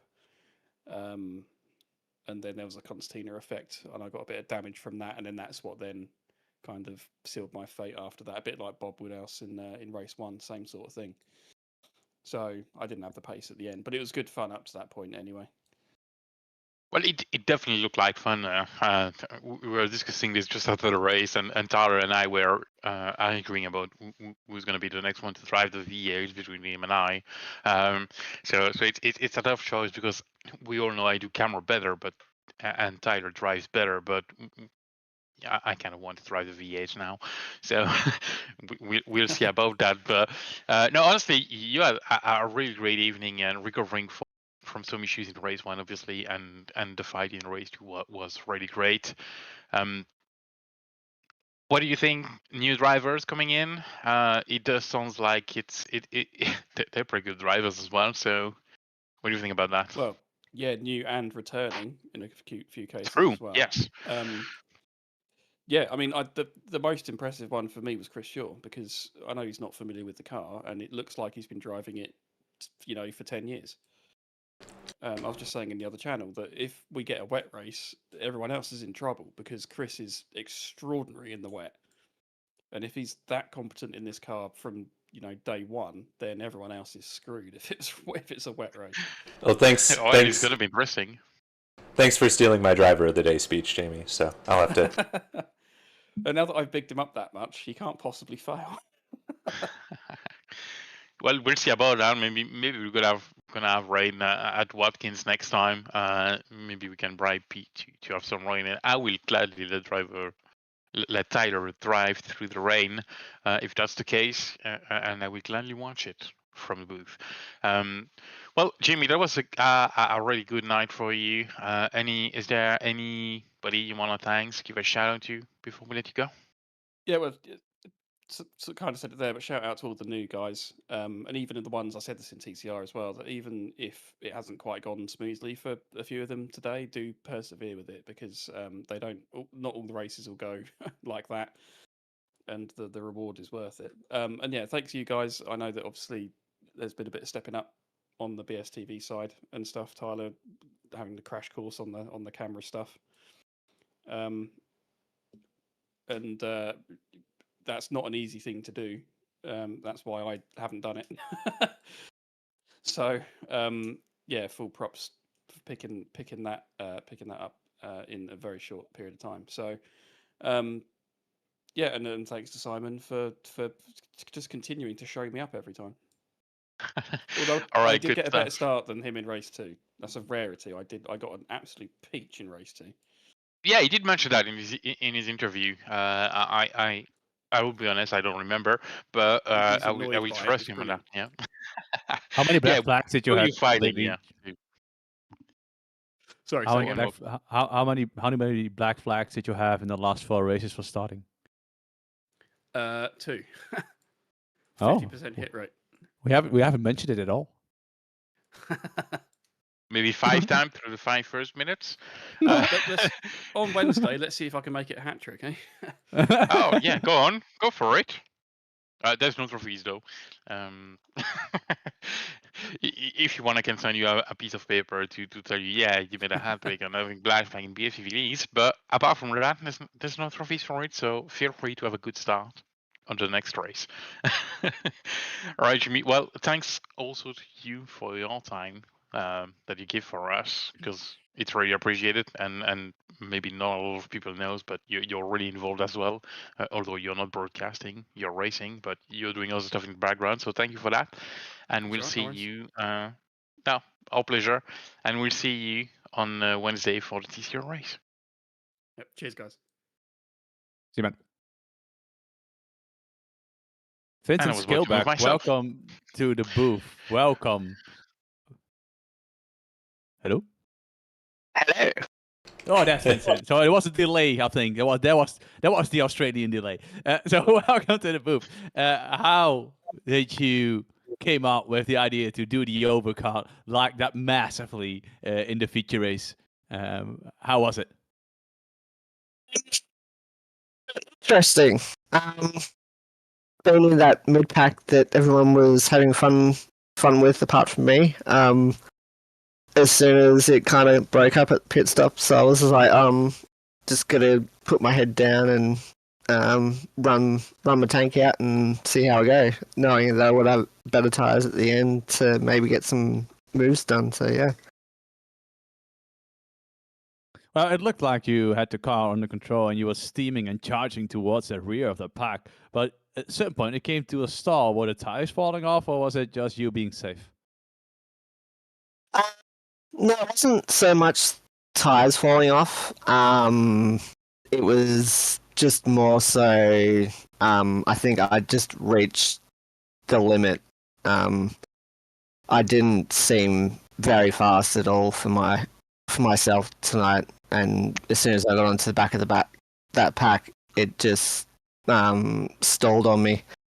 The new guys were making it a bit difficult for me to get moves done, as they were just kind of full throttling in corners that aren't really full throttle anymore with these cars, and pushing wide and then just blocking the insides and stuff, so it made it a bit hard for me to get past, but all in all, it was sort of okay. Yeah, it looked like you had a couple of small incidents here and there where you got involved without it being by any doing of your own. Yeah. The first race, it was, I don't know who it was. I think it was David. Just lit it up out of the hairpin, and I had nowhere to go and just ran straight into him. In hindsight, I should have pitted and got the fast repair, but I decided to run the whole race with damage, so I think I did sort of okay to finish where I was in the first one. And then in the second, I think it was just a matter of people being over aggressive out of the hairpin. As you probably saw, it was 3 wide at one point between me, Bram, and I think it was Michael, who I had an incident with earlier in the race. He kind of did what it was normally doing, going hot into the hairpin and then outbraking himself and just ran straight into the side of me and knocked me off the track, which I wasn't very happy about, which I'll let him know. But yeah, just incidents everywhere. See how I'll go next race. But yeah, I wasn't very happy with tonight's race, even though the results say that I did all right. Within myself, I didn't think that was a very good race. Well, I mean, it's good to be critical at yourself, of thinking that there's more in it, and if that is the feeling that remains, then you should definitely take that as energy for the next race and practice more. I don't know if you practice much, but obviously, but practice more and bring that as a positive thing towards the next one, and then try to make it work. Yeah, I've done a bit of practice for this round as the V8 Scops Enduros start next week, and the first races here. So I've done a few laps this week, but yeah, don't know, between Bathurst 1000 and next round. I'll see if I can get a few more laps in. I know Watkins Glen is a track I kind of like a lot. I think I've already got a setup for it because I've run there already this year. So yeah, I'll see how I go. Well, good to have you back anyway, Vincent. And although you're not pleased with the results by yourself, I think we think you still did a good job. Good to have you back as well, turning up again, even with the major time difference we have. So we love that. Is there anyone you want to thank? Maybe want to thank me, or maybe me? Yeah, I'll thank everyone for signing up for the new season. I know it's been kind of a struggle to get the season up and running. It's good that we had a awesome turnout for tonight, and just hope it keeps coming. Even some of the new people that are watching that haven't really thought about running the V8 should give it a crack. It's a lot of fun. Thank you guys for the broadcasts, and SimAbility for sponsoring the season again. They are doing an awesome job. Well, good to have you, Vincent, and I think those words, they are absolutely correct. Again, thanks for showing up, and we hope to see you next week, and not next week, but the week after that, on Watkins Glen. Yeah, catch you guys next round. Okay, see you, man. Thanks. So that is the interviews done and dusted, Sam and Tyler. At the end, we still have one major thing we have to do, and that is picking the driver of the meeting. And I'm going to put you on the spot, Tyler, because you said you already had an indication because Jamie already stole your argument. Yeah, Jamie stole mine.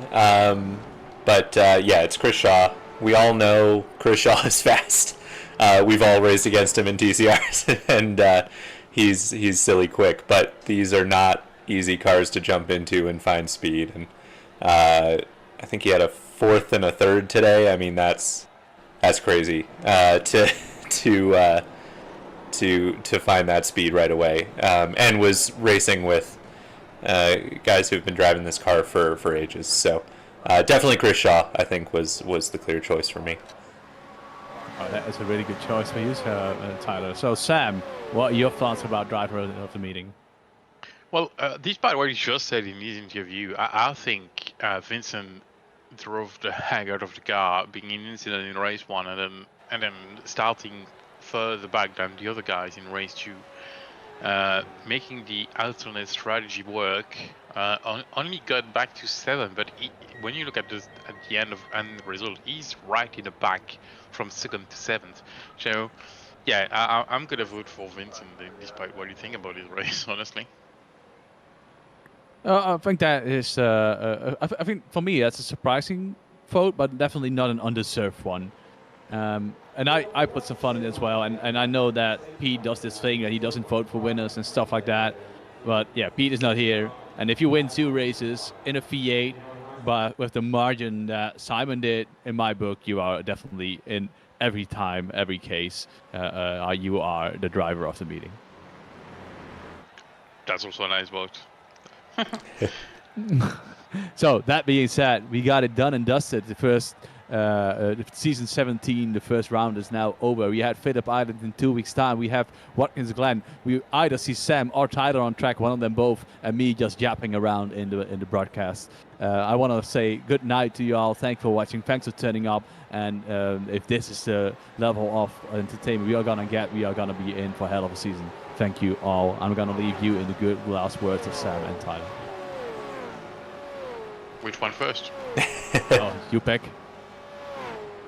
No, you are the one throwing it on. Oh, so am I? Oh, well, oh, in that case, well, then we're gonna go with Sam Tyler. Tyler. Me? Okay. I don't have much to say. Thanks, everybody. Sorry for the shoddy camera work, and hopefully it was acceptable. Sam. Honestly, I think you did a good job for your first time, Tyler. We'll debrief that within the small room. Thanks for all the drivers. It was a good race. Don't forget you can still sign up for the V8ESC. I'm gonna, if I remember and if I find it, put a link in the chat so you can actually find it on the website. There's a nice spot for free given by Chris Jackson, still available.